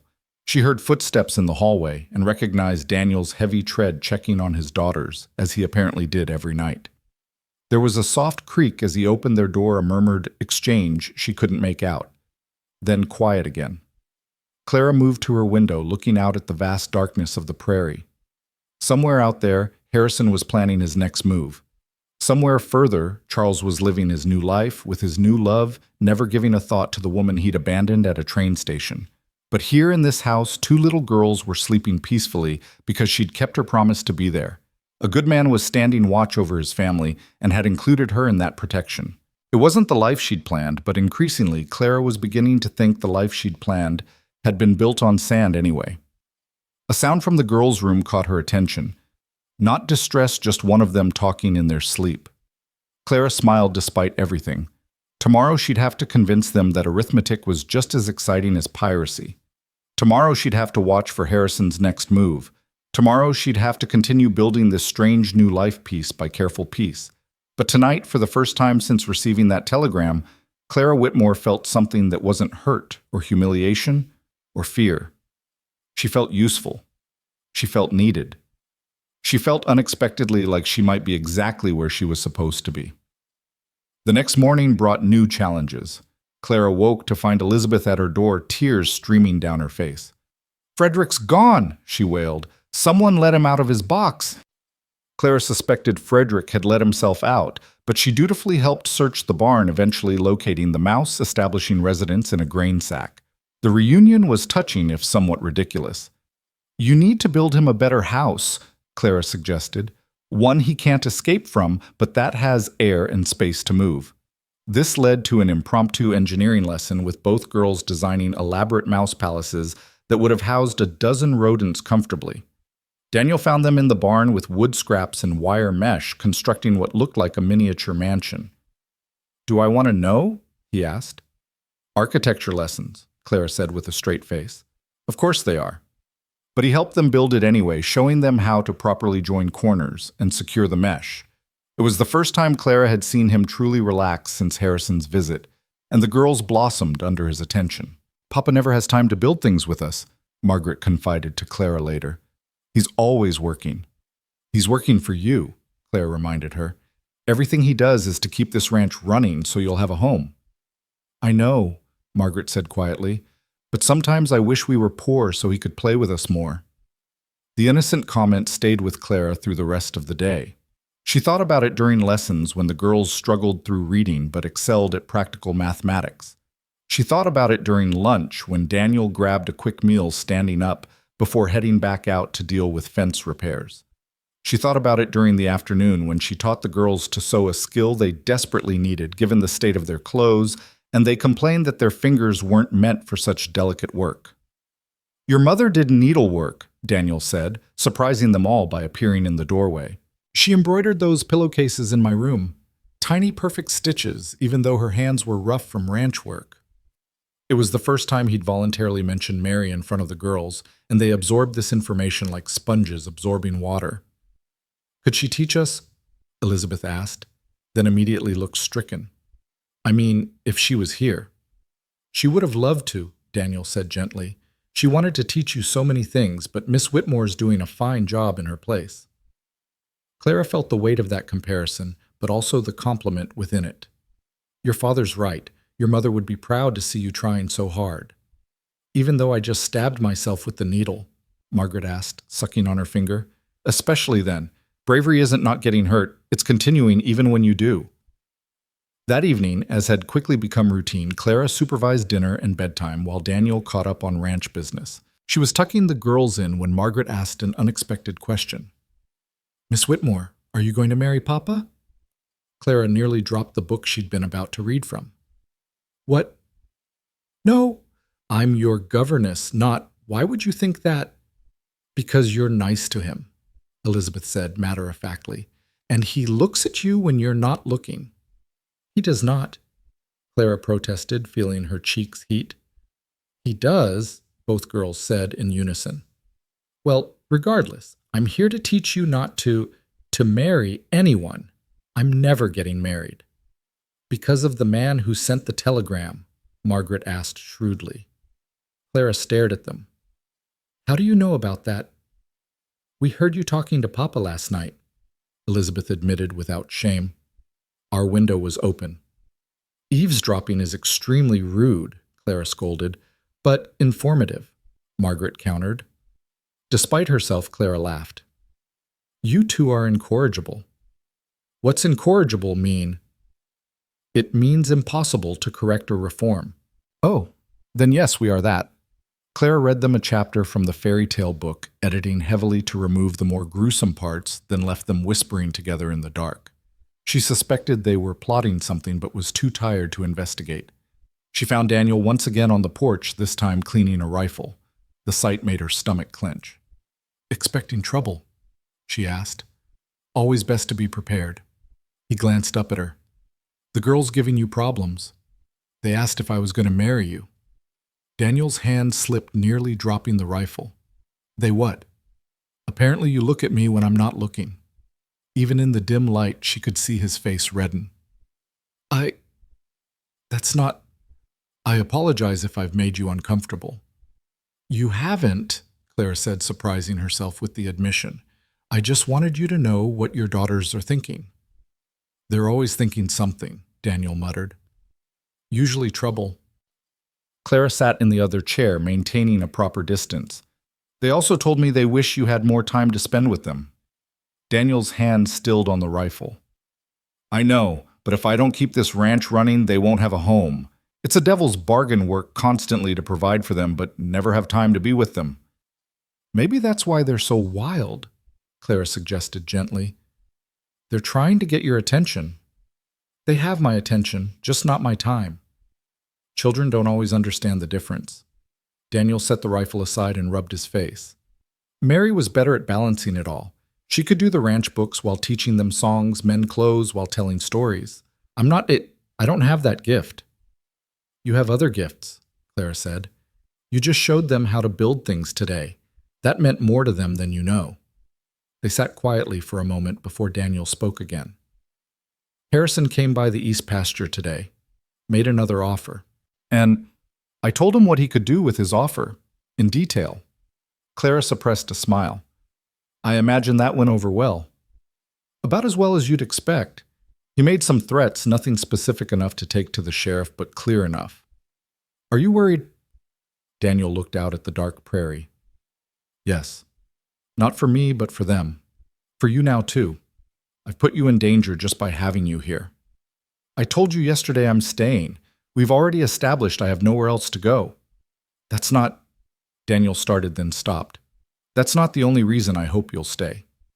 The admission hung between them delicate as spider silk. Clara didn't know how to respond, so she didn't, and after a moment Daniel continued. The girls are different with you here. Better, happier despite their complaining about lessons. And it's not just them. The house feels alive again. Clara thought about the empty shell she'd walked into just 3 days ago and how it had already begun to transform. Meals at the table instead of grabbed in passing, laughter in the halls, stories at bedtime. Small things, but they added up to something bigger. I should warn you, she said lightly, trying to ease the intensity of the moment. Tomorrow I'm teaching them grammar. There may be revolution. Daniel chuckled. I'll hide the pitchforks. And the torches, Elizabeth seems like the torch-wielding type. She gets that from her mother. Mary once chased a traveling salesman off the property with a burning branch because he wouldn't take no for an answer. She sounds like someone I would have liked. You would have, Daniel agreed. She would have liked you too. Would have said you had spine. Spine. Her highest compliment. Better than pretty or smart or talented. Spine meant you could survive out here, could build something from nothing and defend it when necessary. Clara considered this. I'm not sure I have spine. I ran away from Boston rather than face the gossip. You stood up to Harrison. You took on 2 wild girls and a struggling rancher without knowing anything about us. You're making Frederick the Mouse a mansion. His mouth quirked. Seems like spine to me. Before Clara could respond, a sound made them both freeze horses moving fast, coming closer. Daniel was on his feet instantly, rifle in hand. Get inside. Wake the girls. Take them to my room. The door's reinforced and there's a shotgun under the bed. Daniel. Go. Clara ran, her heart pounding. She shook the girls awake, ignoring their protests. We need to go to your father's room quickly and quietly. Something in her tone must have conveyed the urgency, because both girls immediately complied. They huddled together on Daniel's bed, and Clara found the shotgun, checking that it was loaded like her grandfather had taught her years ago. They could hear voices outside now, multiple men, though she couldn't make out words. Then Daniel's voice, calm but carrying an edge of steel. More voices raised in anger. Clara's hands tightened on the shotgun. The minutes stretched like hours as Clara held the shotgun steady. Both girls pressed against her sides. Margaret was trembling, trying to be brave while Elizabeth clutched Clara's dress so tightly her knuckles were white. The voices outside grew louder, more aggressive, and Clara recognized Harrison's drawl among them. You've got no proof of anything, Mackenzie, Harrison was saying. My men were nowhere near your cattle. Your men were seen by 3 of mine, Daniel's voice carried clearly, including Jim Morrison, whose word is good enough for any court in the territory. Courts require evidence, not the word of hired hands. Clara heard footsteps on the porch, heavy boots that made the floorboards creak. She raised the shotgun, positioning herself between the girls and the door. "Papa's in trouble," Elizabeth whispered. "Your father can handle himself," Clara said with more confidence than she felt. "Our job is to stay safe and quiet." But Margaret was already moving toward the window, peering through the curtains. "There's 6 of them," she reported in a hushed voice. "Mr. Harrison, and 5 others. They've got guns." Clara's blood ran cold. 6 armed men against Daniel and whatever hands were close enough to help. The odds were not favorable. "Miss Whitmore," Elizabeth said suddenly, "there's another gun in Papa's wardrobe. And ammunition." Clara didn't question how she knew this. She found the revolver exactly where Elizabeth had said, along with a box of bullets. She'd never fired a revolver, but she loaded it the way she'd seen her grandfather load his hands, surprisingly steady despite her racing heart. The front door slammed open downstairs, and Clara heard boots entering the house. Multiple sets of boots. "Search it," Harrison's voice commanded. "The deed has to be here somewhere." "You have no right." Daniel's voice was cut off by the sound of impact flesh against flesh, and Clara heard him grunt in pain. Both girls made movements toward the door, but Clara held them back. "No, we stay here." "But Papa would want you safe." Clara positioned herself directly in front of the door, shotgun raised. "If anyone comes through that door who isn't your father or Jim Morrison, I'm going to shoot first and ask questions later."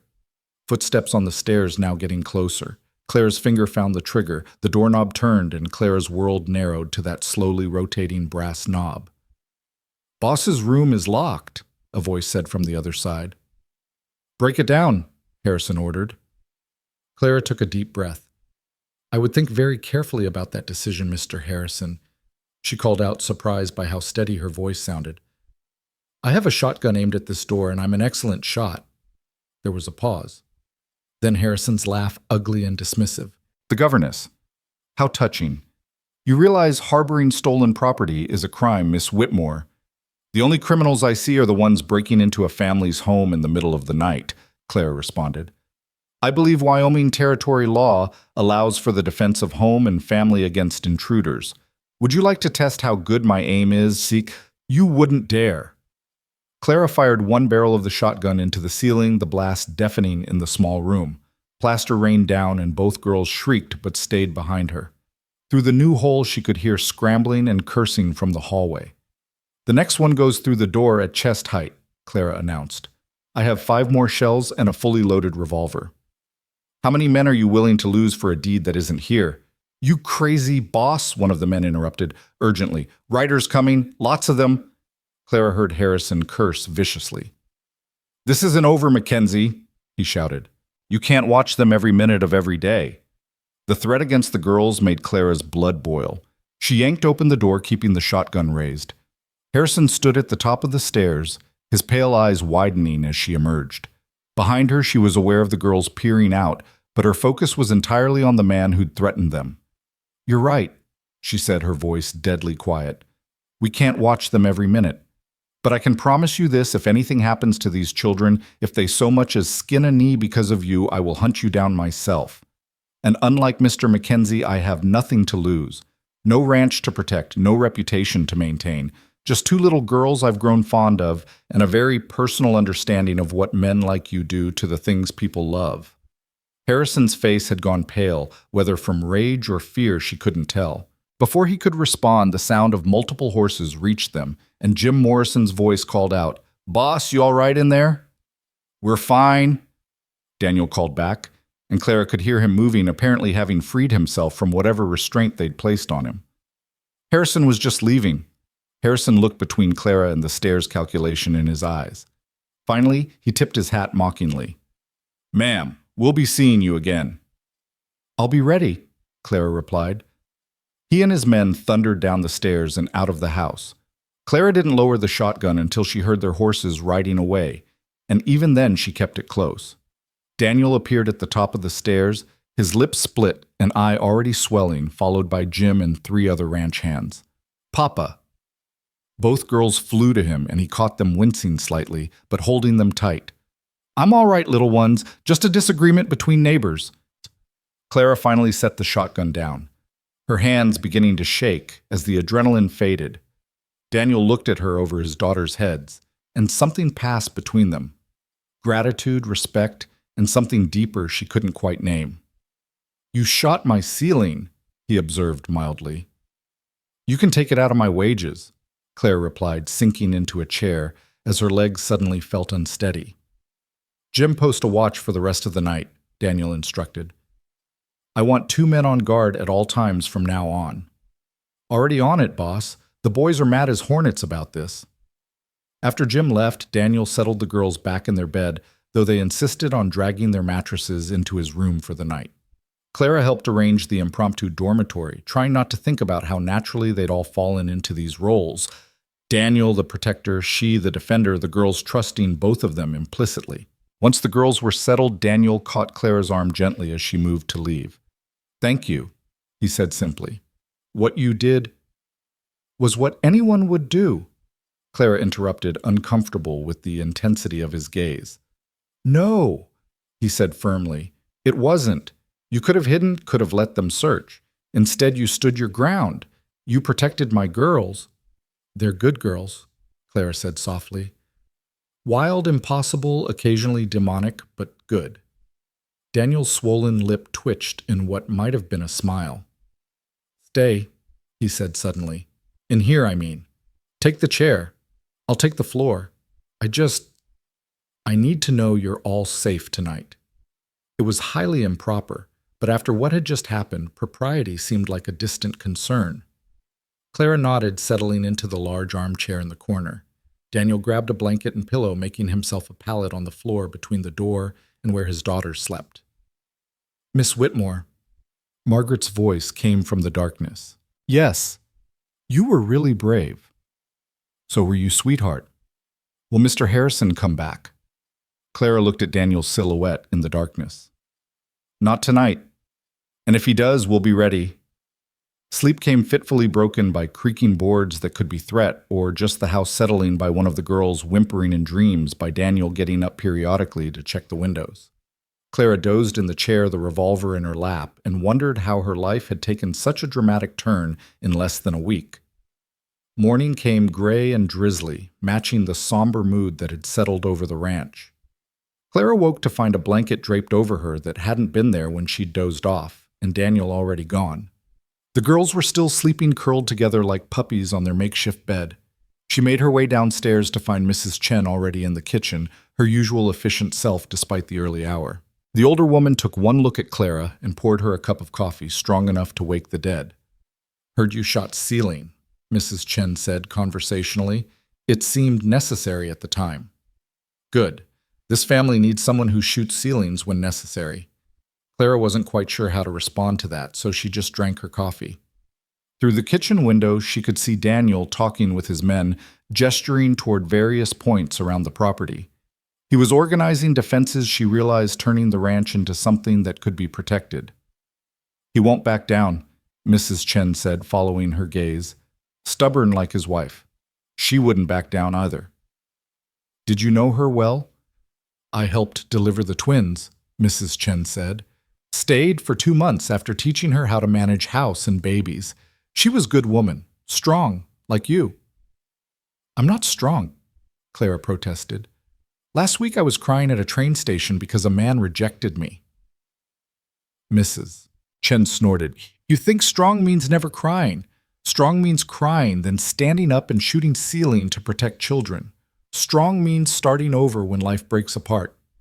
Before Clara could respond, the girls tumbled into the kitchen, still in their nightgowns and clearly anxious. "Where's Papa?" Elizabeth demanded. "Outside with the men," Clara told them. "He's fine. Now go get dressed and we'll have breakfast." "We can't have lessons today," Margaret announced. "Too much excitement." "On the contrary," Clara said. "Routine is exactly what we need after excitement. Besides, today, we're learning about the Constitution and the right to defend one's property." Both girls groaned, but they trudged upstairs to dress. When they returned, Daniel had come in looking exhausted but determined. The swelling around his eye had worsened overnight, giving him a piratical appearance that the girls found fascinating. "Does it hurt?" Elizabeth asked, poking near the bruise. "Ow." "Yes, it hurts when you poke it," Daniel said, catching her hand. "What have we learned about poking injuries?" Don't get caught, Margaret supplied helpfully. That's not, Daniel sighed. Miss Whitmore, I'm entrusting them to your care before I do something we'll all regret. After breakfast, Clara attempted to maintain normalcy with lessons, but the girls were distracted, constantly running to windows at every sound. Finally, she gave up on grammar and instead told them about the American Revolution, focusing on the stories of ordinary people defending their homes against what they saw as unlawful intrusion. Like us last night, Margaret exclaimed. Similar principles, Clara agreed. The right to property, to safety in one's home, to defend against those who would take what isn't theirs. Is that why you shot the ceiling? Elizabeth asked. For principles. I shot the ceiling to make a point, Clara said. Sometimes words aren't enough. Sometimes people only understand action. Daniel appeared in the doorway. I need to ride to town, talk to the sheriff about last night. Jim and the boys will stay here. Miss Whitmore, I'd feel better if you and the girls stayed inside today. We'll be fine, Clara assured him, though she kept her voice light for the girls' sake. We have arithmetic to conquer. Both girls groaned dramatically, but Daniel's mouth quirked slightly. Better you than me. I'll be back before dark. After he left, the day dragged. The rain that had threatened all morning finally arrived, turning the ranch into a muddy mess and trapping them inside. The girls were restless, bickering more than usual, and Clara's patience was wearing thin. I hate arithmetic, Margaret declared for the 10th time. You hate everything today, said Elizabeth shot back. Do not do too. Girls, Clara warned, but they ignored her. You're just grumpy because you're scared, Margaret accused. I'm not scared. You're scared. Stop it, both of you, Clara said firmly, but the tension that had been building all day finally exploded. We don't have to listen to you, Margaret shouted. You're not our mother. The words hung in the air like a slap. Elizabeth gasped, and even Margaret looked shocked at her own outburst. Clara felt the sting of the words, but forced herself to remain calm. You're absolutely right, she said quietly. I'm not your mother. Your mother is dead, and that's terrible and unfair, and nothing will change that. But I'm here, and I'm trying to help you, and right now we're all scared and angry, and that's making us say things we don't mean. Margaret's eyes filled with tears. I didn't mean it. I know, sweetheart. I'm sorry, Margaret sobbed, throwing herself at Clara. I'm sorry, I'm sorry. Clara held her, and Elizabeth quickly joined them, all three of them ending up on the floor in a tangle of arms and tears. They stayed that way until the storm of emotion passed, leaving them wrung out but calmer. Can we just read today? Elizabeth asked in a small voice. So Clara read to them from the fairy tale book, then from Shakespeare when they grew bored of Happily Ever After. They were deep into Romeo and Juliet, with Clara editing heavily on the fly to make it age-appropriate when they heard horses approaching. All three tensed, but it was Daniel's voice that called out, and they relaxed. He entered, soaking wet and looking grim. What did the sheriff say? Clara asked. Daniel glanced at the girls. He said without proof there's nothing he can do. Harrison's claiming his men were investigating rustlers and thought they tracked them here. Says the search was a misunderstanding. That's a lie, Elizabeth burst out. Of course it is, Daniel agreed. But it's a lie the sheriff can't disprove. That evening, after a subdued dinner, Clara found herself helping Daniel with the ranch books, while the girls played quietly nearby. It was domestic in a way that made her chest ache, this glimpse of what a real family might be like. Not the fantasy Charles had sold her, but something earthier and more real. You're good with numbers, Daniel observed, watching her quickly tally a column of figures. I helped with the books at Miss Penelope's, Clara explained. The headmistress trusted me with the accounts. Would you mind helping regularly? I could pay extra. No extra pay needed, Clara interrupted. I'm already shooting ceilings and threatening neighbors. Might as well add bookkeeping to my duties. Daniel's laugh was rueful. This isn't what you signed up for. No, Clara agreed. It's becoming something more. Their eyes met across the ledger, and that something Clara couldn't name was back stronger than before. Daniel cleared his throat and looked away first. The girls seem calmer, he said.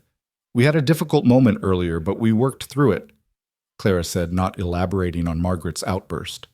They trust you, Daniel said. That's not something that comes easily to them anymore. They trust you too, Clara pointed out. I'm their father. They have to trust me. No, Clara said firmly. They don't have to do anything. They choose to trust you even when you're too busy to play with them, even when you're worried and distracted. They know you're doing your best. Daniel rubbed his face, careful of his bruised eye. Some days, I'm not sure my best is enough. It is, Clara said. Trust me, I've seen what not enough looks like. This isn't it. Before he could respond, Margaret appeared at her elbow. Miss Whitmore, will you braid our hair for bed? Of course. The bedtime routine had become precious to Clara in just the few days she'd been here. The girls were softer at night, their defenses down, their need for comfort more apparent. She braided their hair, told them a story about a clever mouse named Frederick, who became king of the barn, and tucked them in. Miss Whitmore, Elizabeth asked, are you going to leave if Mr. Harrison keeps causing trouble? Clara sat on the edge of the bed. Do you want the truth? Both girls nodded. I don't know what the future holds, but I promise you this, I won't leave without saying goodbye, and I won't leave unless I absolutely have to. Deal. Deal, they chorused. As she was leaving their room, she heard Margaret whisper to Elizabeth, I think she's staying. I think so too, Elizabeth whispered back. Papa needs her. We need her, Margaret corrected. Clara paused in the hallway, her heart full of emotions she wasn't ready to examine. A week ago, she'd been abandoned and alone. Now she had two wild girls who needed her. Complicated man who trusted her, and a life that, while dangerous and uncertain, felt more real than anything she'd experienced before. She found Daniel on the porch, despite the rain standing under the eaves, staring out at the darkness. She joined him, pulling her shawl tight. Can't sleep, she asked. Thinking, he replied. Harrison won't give up. He wants this land, has wanted it since Mary and I first claimed it. It has the best water access for miles, and the grazing is prime. He's been slowly buying up everything around us, but we're the holdout. So what do we do? Daniel turned to look at her. I shot your ceiling, Clara reminded him. I'm invested now. His smile was small but genuine. We make the ranch harder to take than it's worth. I've wired my brother in Denver. He's a lawyer, might be able to help with the legal side. And I've put word out that I'm hiring more men. Good men who won't be scared off by Harrison's tactics. That sounds expensive. It is, which is why I need to get the cattle to market soon before Harrison finds a way to scatter them, or worse. Next week, if the weather holds, I'll have to leave for at least 4 days, maybe 5. Clara's stomach dropped. You'll be gone. Jim will be here with most of the men. You'll be safe. It's not my safety I'm worried about, Clara admitted. The girls will be terrified, Daniel finished. I know, but if I don't get those cattle sold, we won't have the money to fight Harrison legally or otherwise. They stood quietly listening to the rain on the roof. Clara was acutely aware of his presence beside her, solid and warm and somehow comforting despite everything. Miss Whitmore Clara, he said, and her name on his lips made her shiver.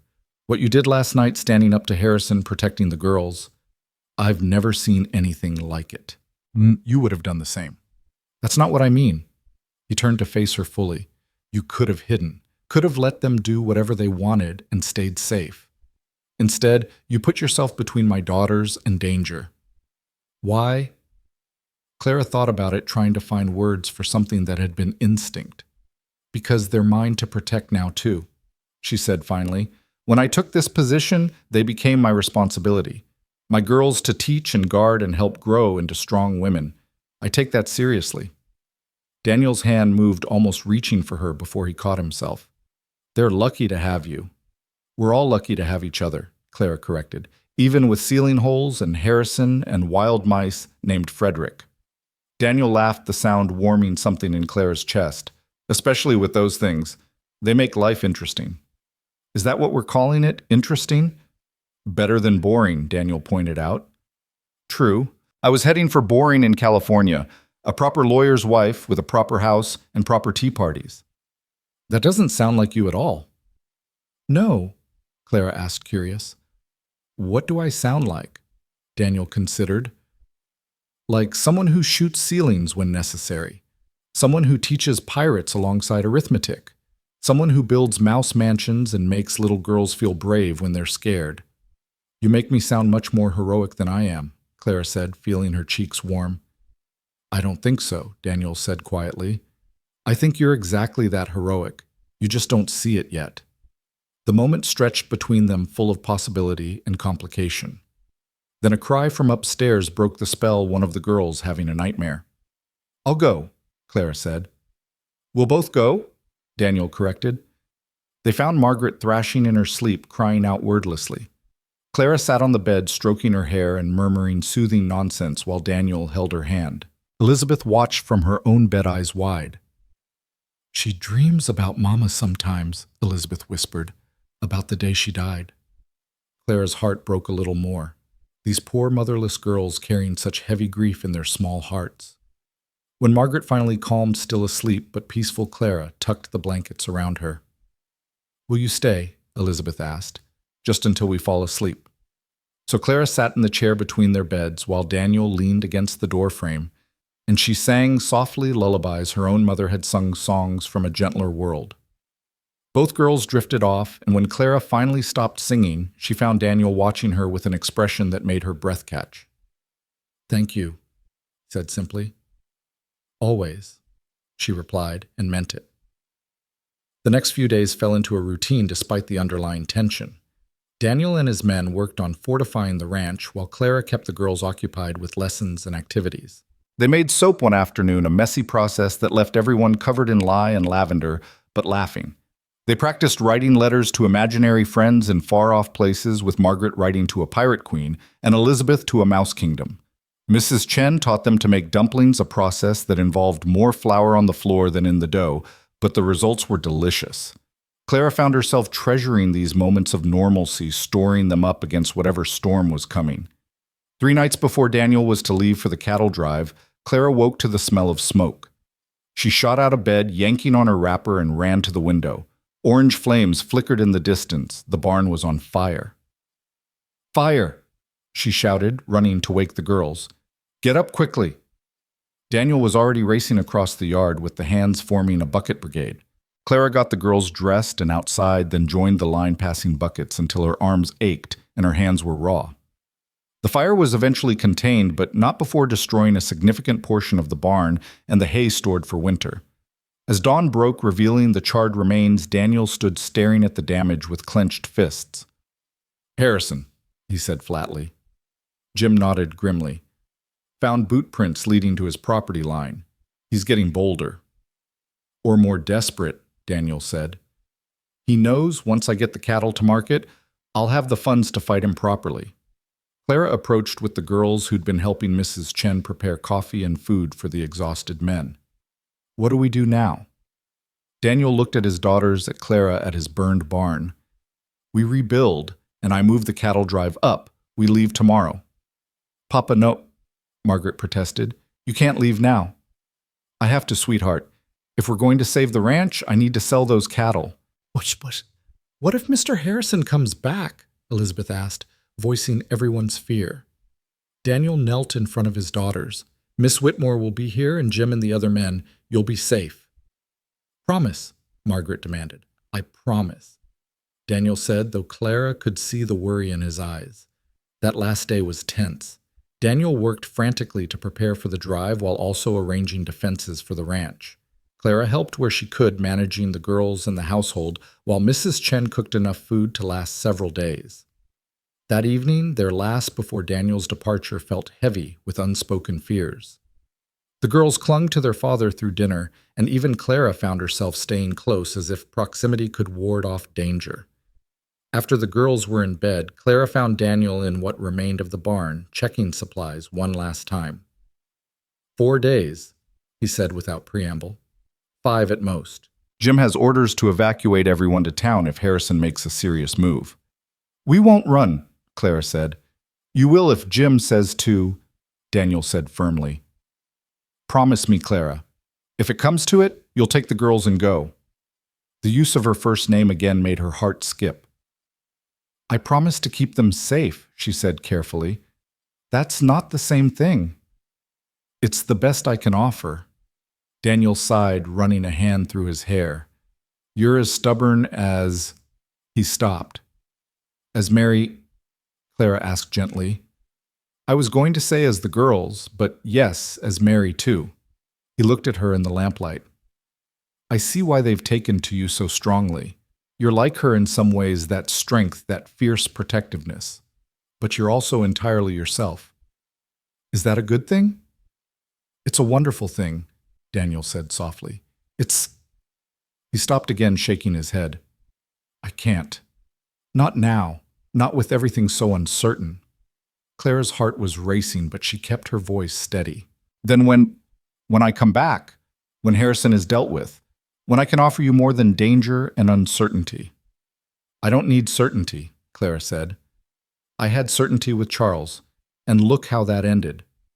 Daniel stepped closer, close enough that she could see the flecks of gold in his green eyes. You deserve better than a widowed rancher with wild daughters and dangerous neighbors.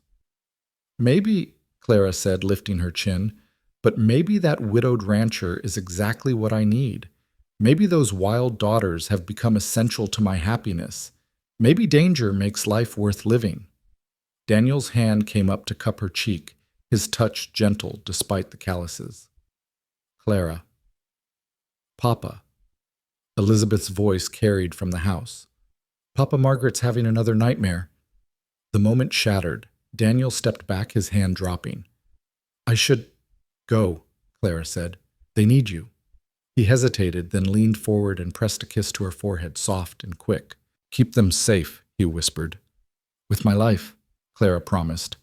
He was gone before dawn, taking half the men and what seemed like Clara's ability to breathe properly. She stood on the porch, with the girls watching the dust from the cattle drive disappear into the distance, and wondered how a week and a half had changed everything so completely. He'll come back, Margaret said, slipping her hand into Clara's. Of course he will, Clara agreed. And then you'll marry him and be our mother, Elizabeth added matter-of-factly. Elizabeth. What? It's obvious. He looks at you like you hung the moon, and you get all fluttery when he's around. I do not get fluttery, Clara protested. You do, both girls said in unison. Clara sighed. Come on, you impossible creatures. We have lessons. But as she herded them inside, she couldn't help but look back at the horizon, where Daniel had disappeared. 4 days. They just had to survive 4 days. She had no idea those would be the longest 4 days of her life. The first day without Daniel passed quietly enough to make Clara nervous. The girls threw themselves into their lessons with unusual focus, as if proper behavior might somehow bring their father back faster. Jim Morrison kept men posted at strategic points around the property, and every few hours he would check in, his weathered face grave but reassuring. Too quiet, he muttered that evening, standing on the porch with his rifle while Clara got the girls ready for bed. Harrison's planning something. Maybe he's given up, Clara suggested, though she didn't believe it herself. Jim spat tobacco juice over the rail. Men like Harrison don't give up, they just regroup. That night, Clara barely slept. Every sound made her reach for the revolver she kept on the nightstand. The girls had asked to sleep in her room, and she'd agreed, their small bodies flanking her in the narrow bed. Margaret talked in her sleep, calling for her papa, while Elizabeth clung to Clara's nightgown with desperate fingers. The second day brought rain again, heavy and relentless, turning the ranch into a muddy lake. Clara tried to maintain normalcy with lessons, but the girls were restless, constantly running to windows. During their arithmetic lesson, Elizabeth suddenly burst into tears. What if Papa doesn't come back? She sobbed. What if Mr. Harrison hurts him on the road? Clara pulled both girls into her arms. Your father is smart and strong, and he has good men with him. He'll come back. Everyone says that, Margaret said bitterly. They said Mama would get better too. Clara's heart cracked. These children had learned too young that promises could be broken by death. You're right, she said quietly. Sometimes people don't come back no matter how much we want them to. But your father isn't sick. He's not weak. He's fighting for this ranch for you, and men who fight that hard don't give up easily. Did your Charles fight for you? Elizabeth asked with the brutal honesty of childhood. Clara felt the familiar sting but pushed it aside. No, he didn't fight at all. That's how I know the difference between someone who will and someone who won't. Your father will.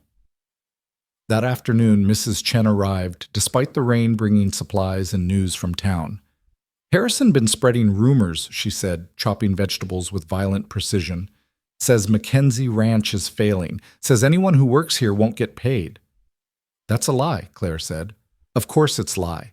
But some people believe. Makes it harder to hire help. Clara thought about the dwindling funds she'd seen in the account books, the loss of the barn and hay, the constant need for guards.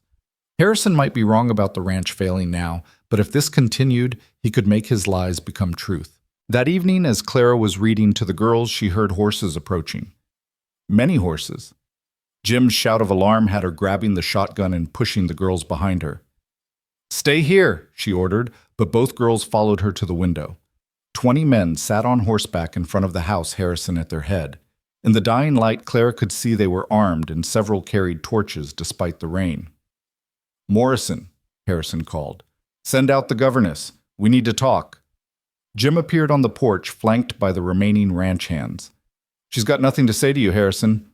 "Oh, I think she does. See, I've done some checking on Miss Whitmore. Interesting story. Jilted bride ran away from Boston in shame. No references, no history out here. For all we know, she could be anybody. Maybe even someone with designs on the Mackenzie Ranch herself." Clara felt rage flood through her. How dare he use her past against her? She handed the shotgun to Margaret, ignoring the girl's wide eyes. "Hold this. Don't let your sister touch it." "Miss Whitmore, don't—" Jim started, but Clara was already walking out the door. She stood on the porch head high despite the rain soaking through her dress. "You wanted to talk to me, Mr. Harrison?" Harrison smiled, the expression reptilian. "Miss Whitmore. Or should I say, the almost Mrs. Brennan must have been humiliating being thrown over like that. Is there a point to this conversation, or did you just come to gossip like an old woman?" Clara kept her voice steady despite the humiliation burning in her chest. "The point is, you have no stake in this fight. Mackenzie can't protect you. He's not here. And even if he comes back, what can he offer you? A burned ranch. Motherless children, a life of constant struggle. As opposed to what are you offering, Mr. Harrison?" Harrison leaned forward in his saddle. "Safe passage to anywhere you want to go. $500 for your trouble. All you have to do is leave. Tonight." $500. It was more money than she'd see in 2 years of work. Enough to start over properly somewhere else. Enough to never have to depend on anyone again. "And the girls?" Clara asked. "Not your concern. They have family back east. An aunt who'd take them in. Aunt Constance," Clara almost laughed. "The one they'd rather die than visit. They're children. They don't get to choose." Clara looked at the men behind Harrison, their faces hard and eager for violence. She thought about the girls behind her, probably pressing their ears to the door. She thought about Daniel, somewhere on the road, with the cattle trusting her to keep his daughters safe.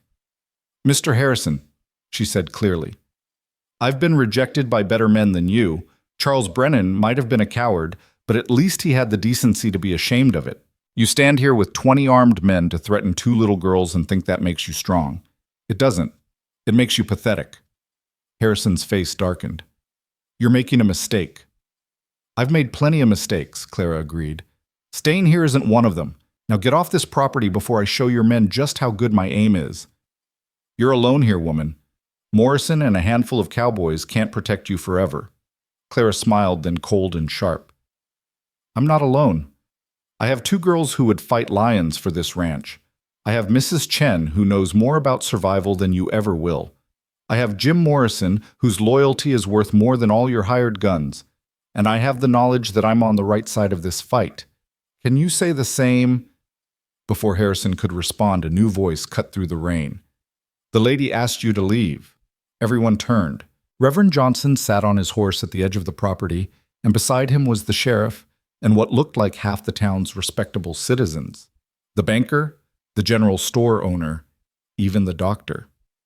"This is none of your business, Reverend," Harrison snarled. "A man threatening women and children, that's everyone's business." The Reverend's usually gentle voice carried steel. "We've been watching you, Harrison. The whole town has. We don't like what we see." The sheriff moved his horse forward. Got a wire from Daniel Mackenzie about illegal trespass and threats. I'm here to make sure nothing illegal happens while he's gone. You boys want to test that." For a long moment, the tension stretched taut as wire. Then Harrison yanked his horse around. "This isn't over," he said to Clara. "No," she agreed, "but your part in it might be." Harrison and his men rode off, but not before Clara caught the look of pure hatred he shot her. The sheriff and townspeople remained until they were out of sight. "We'll be camping nearby tonight, Miss Whitmore," the sheriff said, "and tomorrow night and the next. Mackenzie's a good man. He deserves better than Harrison's harassment." Clara felt tears prick her eyes. "Thank you, all of you." Reverend Johnson tipped his hat. "That was brave what you did, standing up to him like that." "Or foolish," Clara admitted. "Sometimes they're the same thing," the Reverend said with a slight smile. "We'll be close if you need us." After they'd set up camp within sight of the house, Clara went inside to find both girls launching themselves at her. "You were amazing," Margaret gasped. "You told him off just like Mama would have," Elizabeth added. Clara held them tight, her heart still racing. "Were you listening?" "Of course we were listening," Margaret said. "How else would we learn to tell off bad men?" Despite everything, Clara laughed. "That's not exactly a skill I want you practicing." "But it's important," Elizabeth insisted. "You showed us how to be brave with words instead of just guns." That night, Clara let the girls sleep in her bed again. As they drifted off, Margaret whispered, "You're not going to take his money and leave, are you?" "Never," Clara promised. "Even though you could. Even though it would be easier." Clara thought about Charles, about taking the easy path that someone else had laid out. Easy isn't always right, and right is worth fighting for. The third day dawned clear and cold October, asserting itself with a frost that painted the prairie silver. Clara woke to find both girls already up, pressed against the window. "Ryder's coming," Elizabeth said. Clara's heart lurched, but it was Jim Morrison approaching with a smile on his face for the first time in days.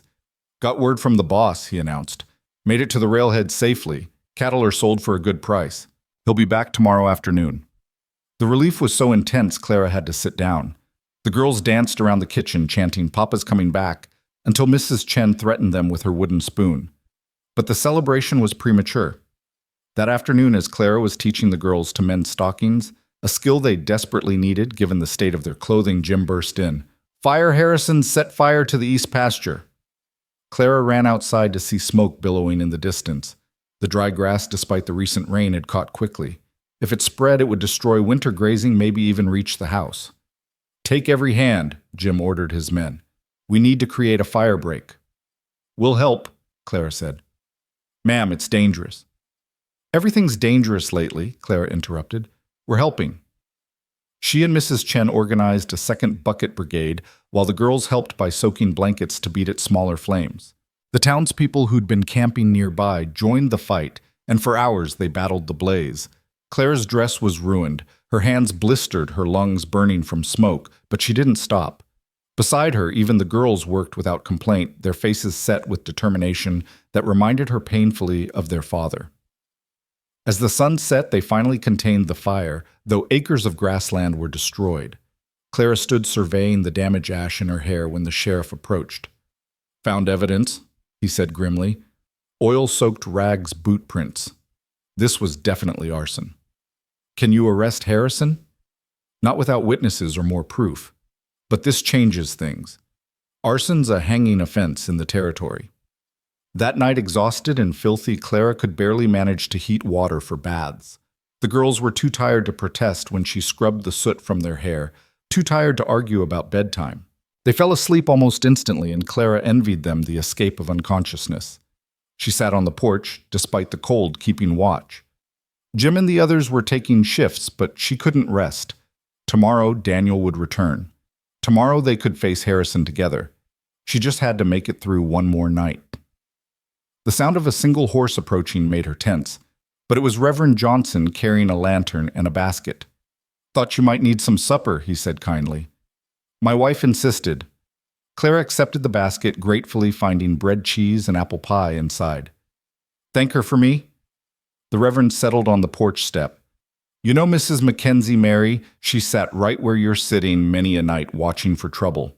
She had the same look you do now, ready to fight the whole world if necessary. I'm not trying to replace her, Clara said quietly. Of course not. No one could. But you're not supposed to be her. You're supposed to be you. And from what I've seen, that's exactly what this family needs. I've only been here 2 weeks, Clara said. How can you know what they need? Because I've watched them slowly fade since Mary died. The girls going wild, Daniel withdrawing into work, the house becoming just a shelter instead of a home. Then you arrive and suddenly there's life again, laughter, hope. And trouble, Clara added. Harrison's escalated since I arrived. Harrison was always going to escalate, but now Daniel has someone to fight for besides just the girls, someone to fight alongside him. The Reverend stood. Don't underestimate what that means to a man who's been alone in the fight for too long. After he left, Clara remained on the porch, wrapped in a blanket, thinking about his words. She'd come here running from one life, but somehow she'd run straight into another. Not the life she'd planned, but maybe the life she was meant for. The 4th day, Daniel's expected return began with news that made Clara's blood run cold. One of the town boys rode up at dawn, his horse lathered with sweat.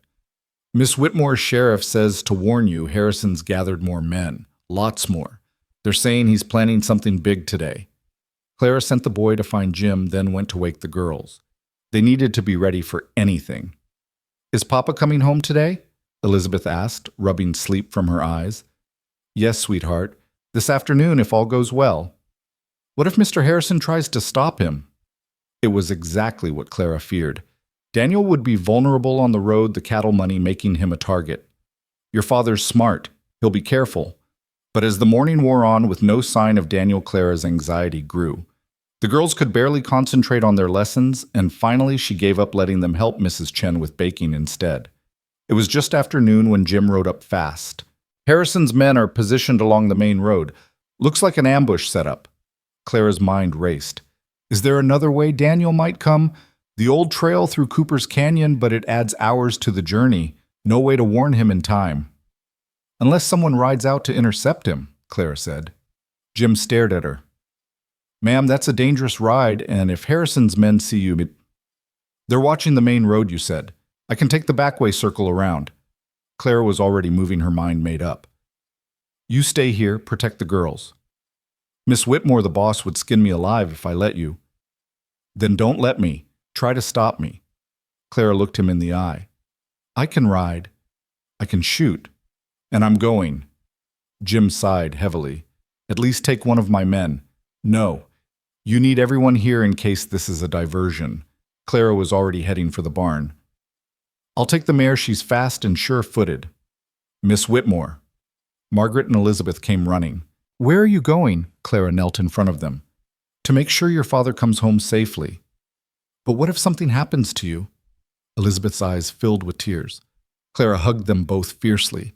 Then you'll be the brave girls I know you are, and you'll take care of each other until I get back. Because I will come back. We all will. She left before she could change her mind, mounting the mare and riding hard toward the back trail. The prairie flew beneath the horse's hooves, and Clara prayed she wasn't too late.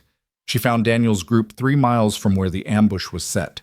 They were moving slowly, the men tired from the long drive, unaware of the danger ahead. Clara rode straight to Daniel, who looked shocked to see her. Clara, what are you doing? Harrison set an ambush on the main road, she said breathlessly. 20 men, maybe more. You need to take Cooper's Canyon.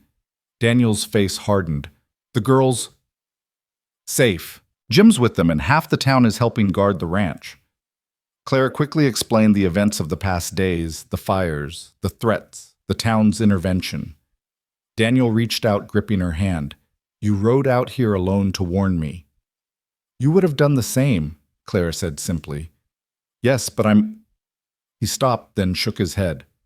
You're remarkable, you know that. Save the compliments for when we're safe, Clara said, though her heart raced at his words. We need to move. Daniel quickly redirected his men toward the canyon route. They rode hard, Clara staying close to Daniel's side. She could see the questions in his men's eyes, but no one voiced them. They were halfway through the canyon when they heard horses behind them. Harrison had discovered their route change. Ride! Daniel shouted. The chase through the canyon was terrifying, the thunder of hooves echoing off the rock walls. Clara bent low over her mare's neck, urging her faster. Shots rang out, bullets whining past. Then she saw Daniel's horse stumble. He managed to stay mounted, but the animal was limping. Without thinking, Clara wheeled her mare around. "Get on!" she shouted. Daniel didn't argue, swinging up behind her as his horse fell behind. His arms came around her to take the reins, and together they rode the mare, straining under the double weight, but game to run. They burst from the canyon onto Mackenzie land, where Jim and the sheriff's men were waiting, rifles ready. Harrison's men pulled up short, unwilling to face a real fight. "It's over, Harrison," the sheriff called. "Attempted robbery, arson, assault, you're looking at serious prison time." Harrison glared at Clara with pure venom. "This isn't finished."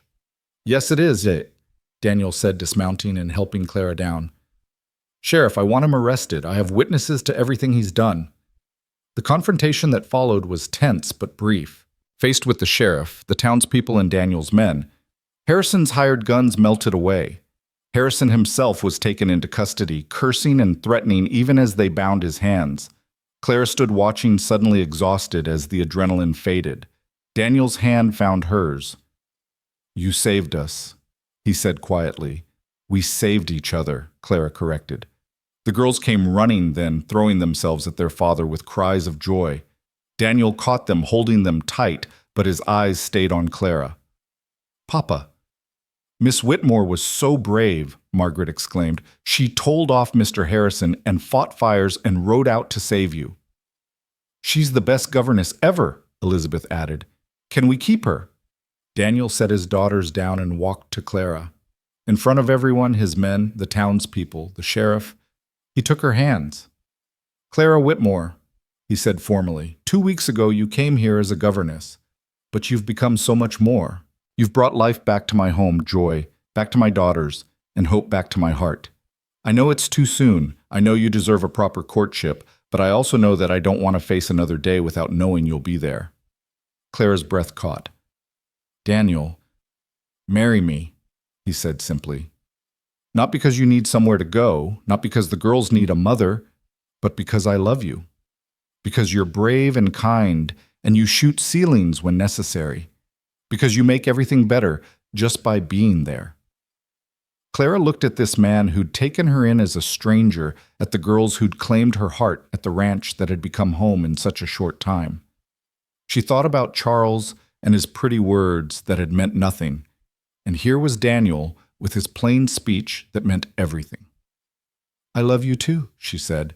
Yes, I'll marry you." Daniel kissed her then right there in front of everyone, and the cheer that went up could probably be heard in town. The girls danced around them, Jim grinned and shook his head, and Mrs. Chen muttered something about it being about time. That evening, as they all sat around the dinner table, Daniel, Clara, the girls, Jim, Mrs. Chen, even the Reverend and his wife, Clara, marveled at how much had changed. 2 weeks ago, she'd been alone and heartbroken at a train station. Now she had a family, a home, a purpose. "Miss Whitmore," Margaret said, "when you marry Papa, can we call you Mama?" Clara felt tears prick her eyes. "If you'd like to." "We'd like to," Elizabeth said firmly. "You're already our Mama in every way that counts." Daniel reached over and took Clara's hand. "No more Miss Whitmore. From now on, you're Clara Mackenzie." "Not yet," the Reverend interjected with a smile. "But I can fix that tomorrow if you'd like." "Tomorrow," Daniel agreed, not taking his eyes off Clara. "I've waited long enough for happiness to return to this house." That night, after the guests had gone and the girls were asleep, Clara stood on the porch with Daniel looking out at the prairie. The burned sections were ugly scars, but they would heal with time. The barn would be rebuilt. The ranch would thrive. "I should tell you," Clara said, "I never expected this. When I got on that train in Boston, I thought my life was over. And now," Daniel asked, pulling her close, "now I know it was just beginning." She looked up at him. "Thank you for seeing me at that station, for taking a chance on a desperate stranger." "Thank you for saying yes," Daniel replied, "for being brave enough to start over." "We're all starting over," Clara said, thinking of the girls who would have a mother again, of Daniel, who would have a partner of herself, who would have the family she'd always wanted but never known how to find. The next morning, Clara woke to the sound of the girls arguing about what to wear to the wedding. She smiled, listening to their bickering that had become as familiar as breathing. In a few hours, she would marry Daniel in the small church in town. It wouldn't be the grand California wedding she'd once imagined, but it would be real and true and hers. She rose and went to their room, where she found them tangled in ribbons and lace, having attempted to decorate themselves. "We want to look beautiful for your wedding," Margaret explained. "You're already beautiful," Clara said, helping untangle them.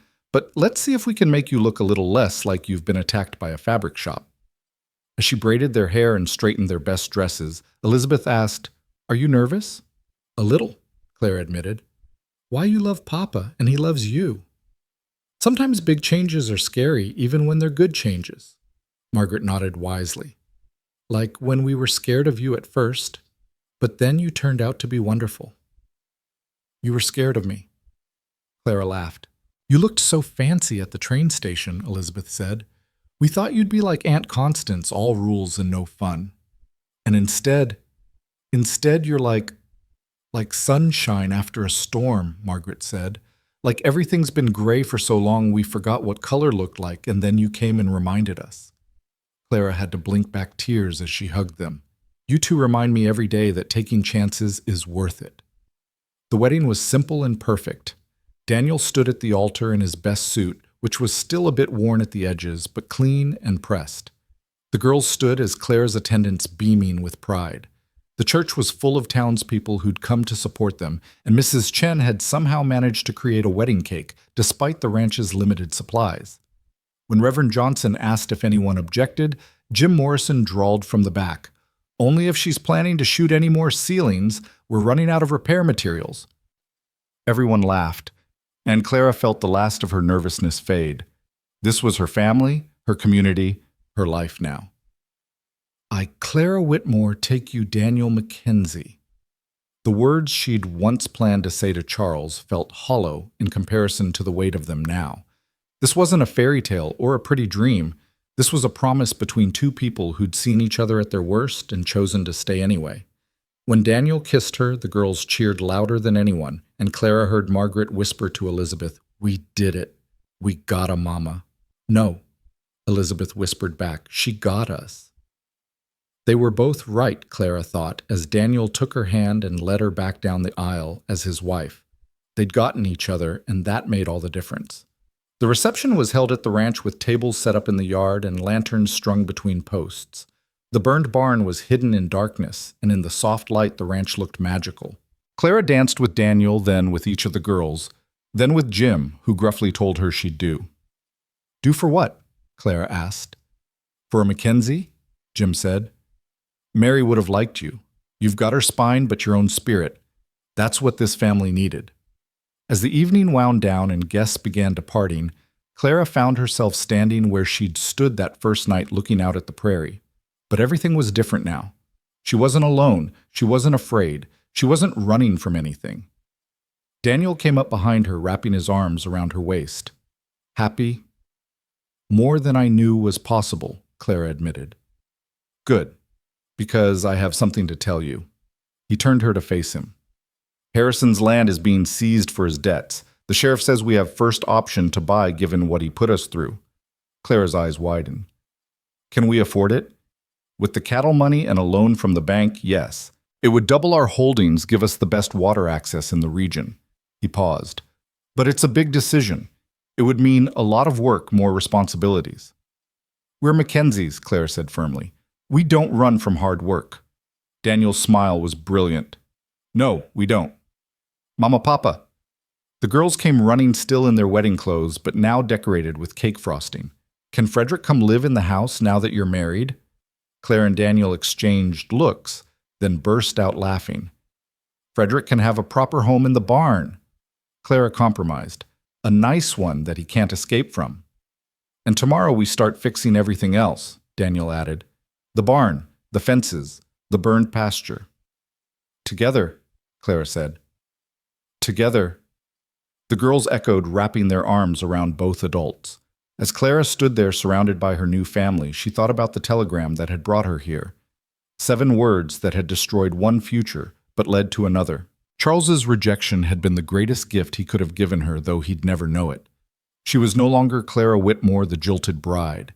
She was Clara Mackenzie, wife, mother, ranch woman, and defender of ceilings when necessary. She had 2 wild daughters who were learning to be slightly less wild, a husband who looked at her like she'd hung the stars, and a life that was difficult and dangerous and absolutely perfect. The prairie wind whispered through the grass, and Clara could almost hear it saying, "Welcome home." Because that's what this was now, home. Not the home she'd planned, but the home she'd needed. The home she'd fought for and won. 2 years later, Clara stood in the same spot, but now with a baby on her hip, a boy they'd named after Jim Morrison, who'd claimed it was the only name that would ensure the child grew up tough enough for ranch life. The girls, now 9, were helping their father with the horses, their movements confident and sure. The ranch had doubled in size with the purchase of Harrison's land. They'd rebuilt the barn bigger and better, added a second story to the house, and even planted a small orchard that Mary had always dreamed of. The girls were reading at levels that would impress any Boston schoolmistress, though they still preferred stories about pirates to proper literature. "Mama, look," Elizabeth called. "I can ride backwards." "Please don't," Clara called back, though she was smiling. Some wildness was worth keeping. Daniel walked over dusty from work, but grinning. "Regrets?" he asked, as he did sometimes. "Never," Clara replied, as she always did. And it was true. The life she'd thought she wanted, safe, predictable, proper, had never really been her life at all. This was her life teaching pirates and arithmetic, shooting ceilings, when necessary raising wild children and taming them, just enough loving a man who'd given her a chance when she'd had nothing left to lose. Charles had done her the greatest favor of her life by sending that telegram. He'd set her free to find what she was truly meant for. And what she was meant for was this family, this land, this love that was worth every fight, every challenge, every moment of doubt. The baby gurgled and reached for his father, and Daniel took him, lifting him high enough to make him squeal with joy. The girls abandoned their horses to come join them, and soon all 5 of them were walking back toward the house, where Mrs. Chen would have dinner waiting, and Frederick the Mouse, now Frederick III, as the original had lived a surprisingly long and happy life, would be waiting for his evening snack. "Tell us the story again, Hot," Margaret requested as they walked. "About how you came to be our mama." It was their favorite bedtime story, told and retold until it had taken on the quality of legend. But Clara never tired of telling it, because each time she did, she remembered again how lucky she was. "Well," she began, "it started with a woman in a ruined wedding dress at a train station holding a telegram that changed everything." As she told the story, Daniel's hand found hers. The girls listened with rapt attention despite knowing every word, and the baby dozed contentedly. The sun set over their land, their kingdom really painting the sky in shades of gold and pink and purple. Clara had once thought her story ended at that train station. Now she knew it had only just begun. Every ending, after all, was also a beginning. And this beginning, wild, unexpected, and absolutely perfect, was worth every tear she'd shed over the ending that came before.